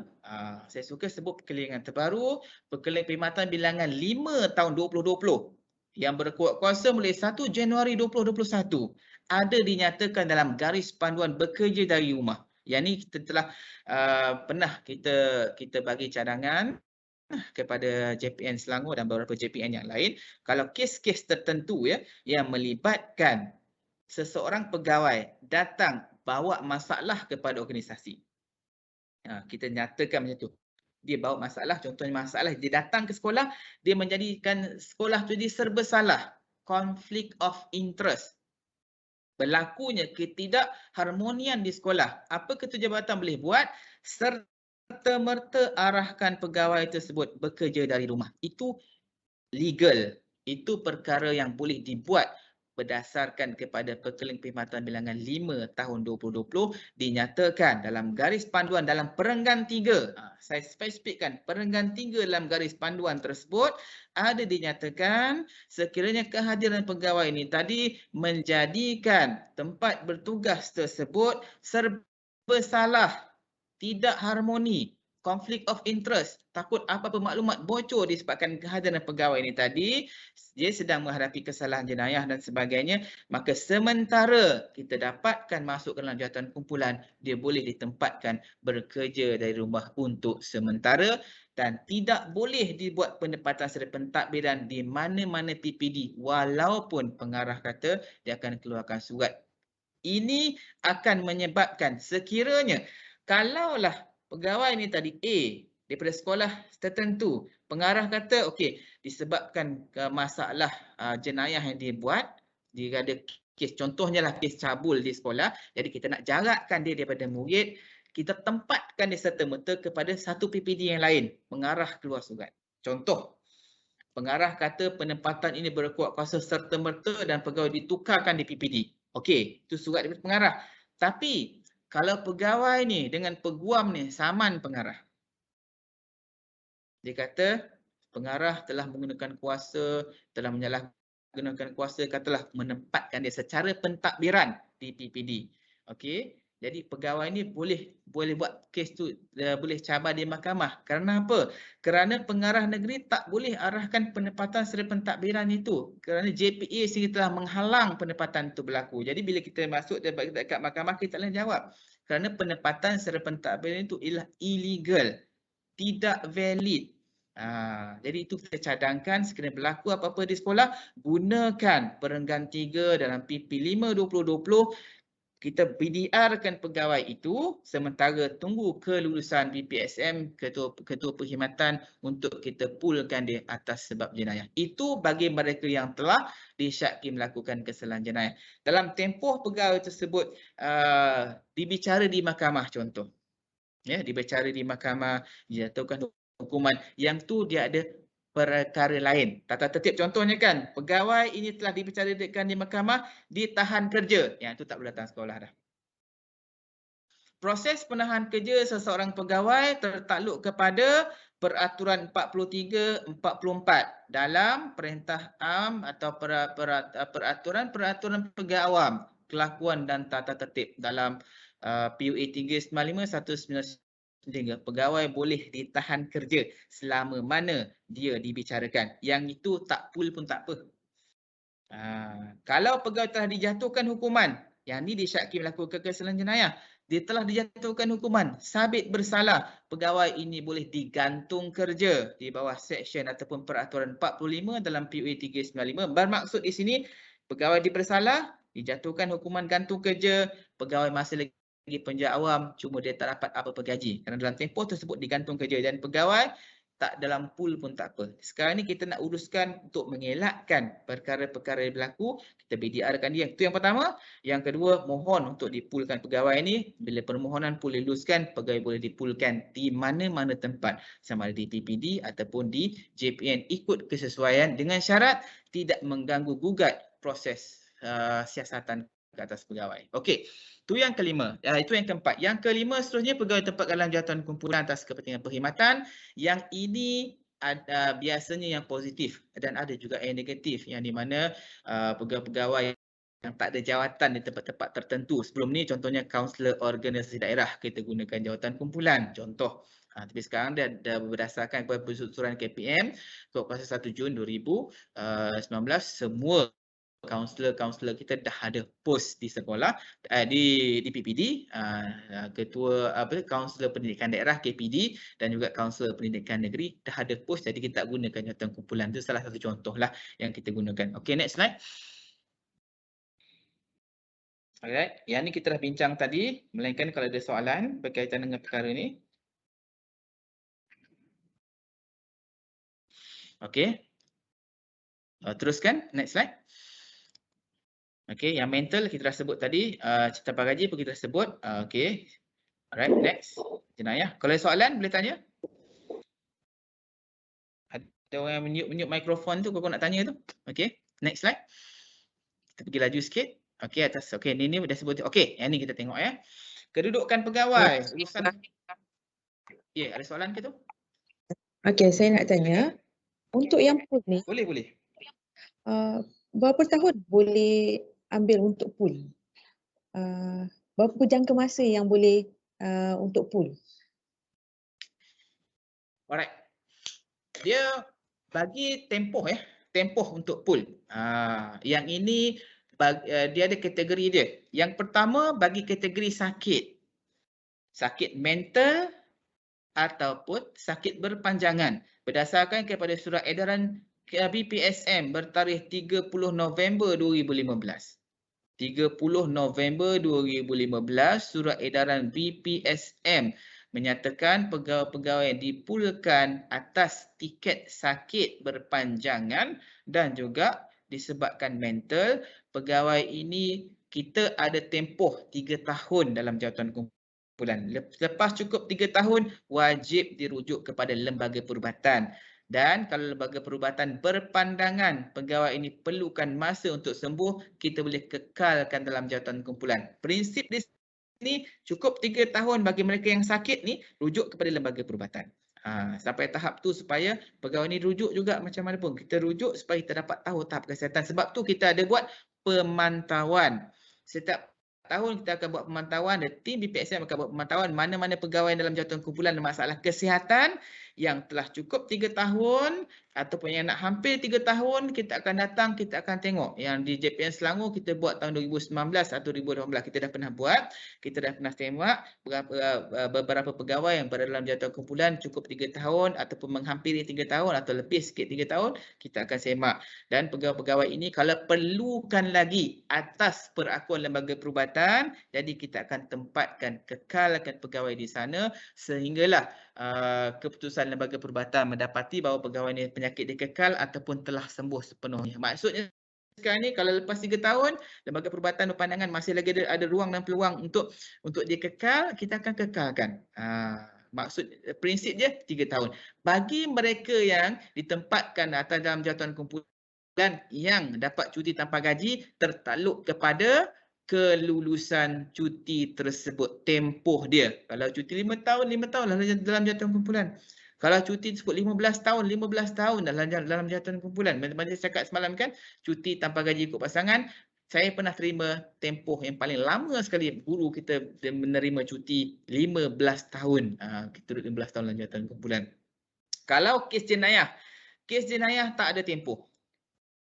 Sehingga pegawai tersebut dijatuhkan hukuman, okey, didapati tidak bersalah ataupun pegawai dibuang kerja, kita akan tunggu keputusan pihak berkuasa yang berkenaan. Katalah dalam hal ni mahkamah putuskan dia bersalah, dipenjara.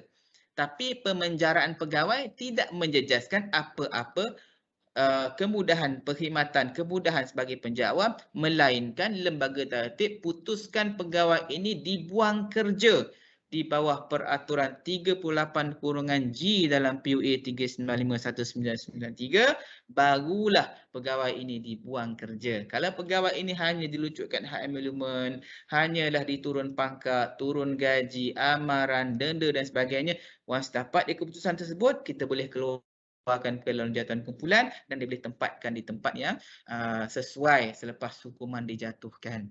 Itu dia tak ada tempoh. Dan bagi pegawai ditempatkan dalam jawatan kumpulan atas kepentingan perkhidmatan, atas pandangan dan nasihat ataupun arahan KPPM ataupun KSU, selama mana arahan itu terpakai, diguna pakai, yang itu pegawai kekal dalam jawatan kumpulan. Jelas puan ya? Alright. Kedudukan pegawai boleh ditempatkan di mana-mana ditempatkan di mana-mana tempat, di PPD boleh, di sekolah boleh dan sebagainya. Pembayaran gaji yang ini clear, BPSM akan buat bayaran gaji dan peruntukan akan diberikan melalui waran kecil kepada JPN yang mempunyai pegawai-pegawai yang ada dalam jawatan kumpulan. Alright. Laporan kehadiran dan cuti rehat seperti biasa, pegawai kena hadir dan wajib hadir ke sekolah atau ke pejabat seperti biasa. Kalau tak hadir bertugas, pegawai boleh diambil tindakan tata tertib. Cuti atas sebab perubatan yang kita dah cerita semalam atau tadi, yang tu seperti biasa senarai tugas tertakluk kepada keupayaan mental dan fizikal pegawai. Kalau dia mampu untuk menjalankan PDP, dia boleh buat PDP. Kalau tak mampu, dia boleh tempatkan dalam pool pengurusan. Laporan prestasi tahunan tertakluk kepada nombor 5 ni tadi, senarai tugas tertakluk kepada dia punya tagging dia. Tagging dia menunjukkan kepada instrumen apa yang digunakan. Penangguhan kenaikan pangkat, mana-mana pegawai dalam pool untuk masalah kesihatan dan mental sahaja yang diberi penangguhan kenaikan pangkat. Selain daripada itu, tertakluk berlembaga kenaikan pangkat, contohnya di pool dia sebab masalah jenayah dan sebagainya, kenaikan pangkat dia tertakluk berlembaga kenaikan pangkat. Pegawai yang dalam pool cuti tanpa gaji, dia boleh naik pangkat, tertakluk berlembaga kenaikan pangkat, dia tak ada apa-apa penangguhan melainkan yang sakit sahaja. Itu jelas dalam surat yang diedarkan oleh lembaga kenaikan pangkat yang telah buat keputusan melalui surat BPSM yang dikeluarkan oleh Timbalan Ketua Setiausaha Pengurusan KPM. Okay, next slide. Melainkan kalau ada soalan. Ya. Okey. Dia antara kebanyakan soalan yang berkaitan dengan ada isu tu berkaitan dengan penilaian PBPPP. berapa markah orang yang telah tersenarai dalam pool ni yang sesuai, kan? Itu yang pertama lah. Yang kedua nak tanya, tagging yang pertama, tagging pengurusan ataupun tagging akademik tu ditentukan oleh ketua jabatan. Kalau di sekolah-sekolah lah kan. Kalau di jabatan di JPN, mana sektor ya yang kita tetapkan, betul? Ya. Dalam surat tawaran daripada BPSM memang tiada tagging lah. Ikutkan. Tak ada kan? Ya. Tak ada. Okey, 2 soalan saja setakat ni. Okey, terima kasih. Terima kasih sahabat. Okey, soalan Cik Sani tadi. Yang pertama, berapa markah nak bagi kepada pegawai dalam jawatan kumpulan? Okey. Berapa markah nak bagi tertakluk kepada apa kerja buat dia. Ketua jabatan boleh menentukan apa-apa KPI kepada pegawai, boleh menetapkan apa-apa keberhasilan. Dalam penilaian bersepadu, dia ada kategori, ada komponen generik dia. Dia ada komponen fungsional dia. Dia ada komponen keberhasilan. Keberhasilan ada 10%. Ya. Komponen generik dan 30 dan function 70 kalau saya tak salah lah. Okey, dalam penilaian tersebut. Jadi kita lihat kepada elemen dia. Apa tugas-tugas yang telah dibuat. Tidak ada mana-mana peraturan pun yang menetapkan okey, cikgu sekian dalam kategori sekian markah hanya sekian-sekian, tak ada. Ketua jabatan diberi kebebasan. Penilaian pertama diberi kebebasan untuk berdasarkan markah yang berapa nak bagi. Kalau nak bagi skala 1, semua 1 lah. Kalau skala 2, skala 2. Tertakluk kepada apa tugas buat yang telah diberikan kepada pegawai ni tadi. Jadi kita tak boleh kata pegawai dalam jawatan kumpulan markah mesti bawah 80. Markah mesti bawah 70. Kerana tuan-tuan dan puan-puan, memang pegawai tak layak naik pangkat semasa dalam jawatan kumpulan. Kalaulah kita bagi dalam tempoh 3 tahun tu markah 70, 60, 70.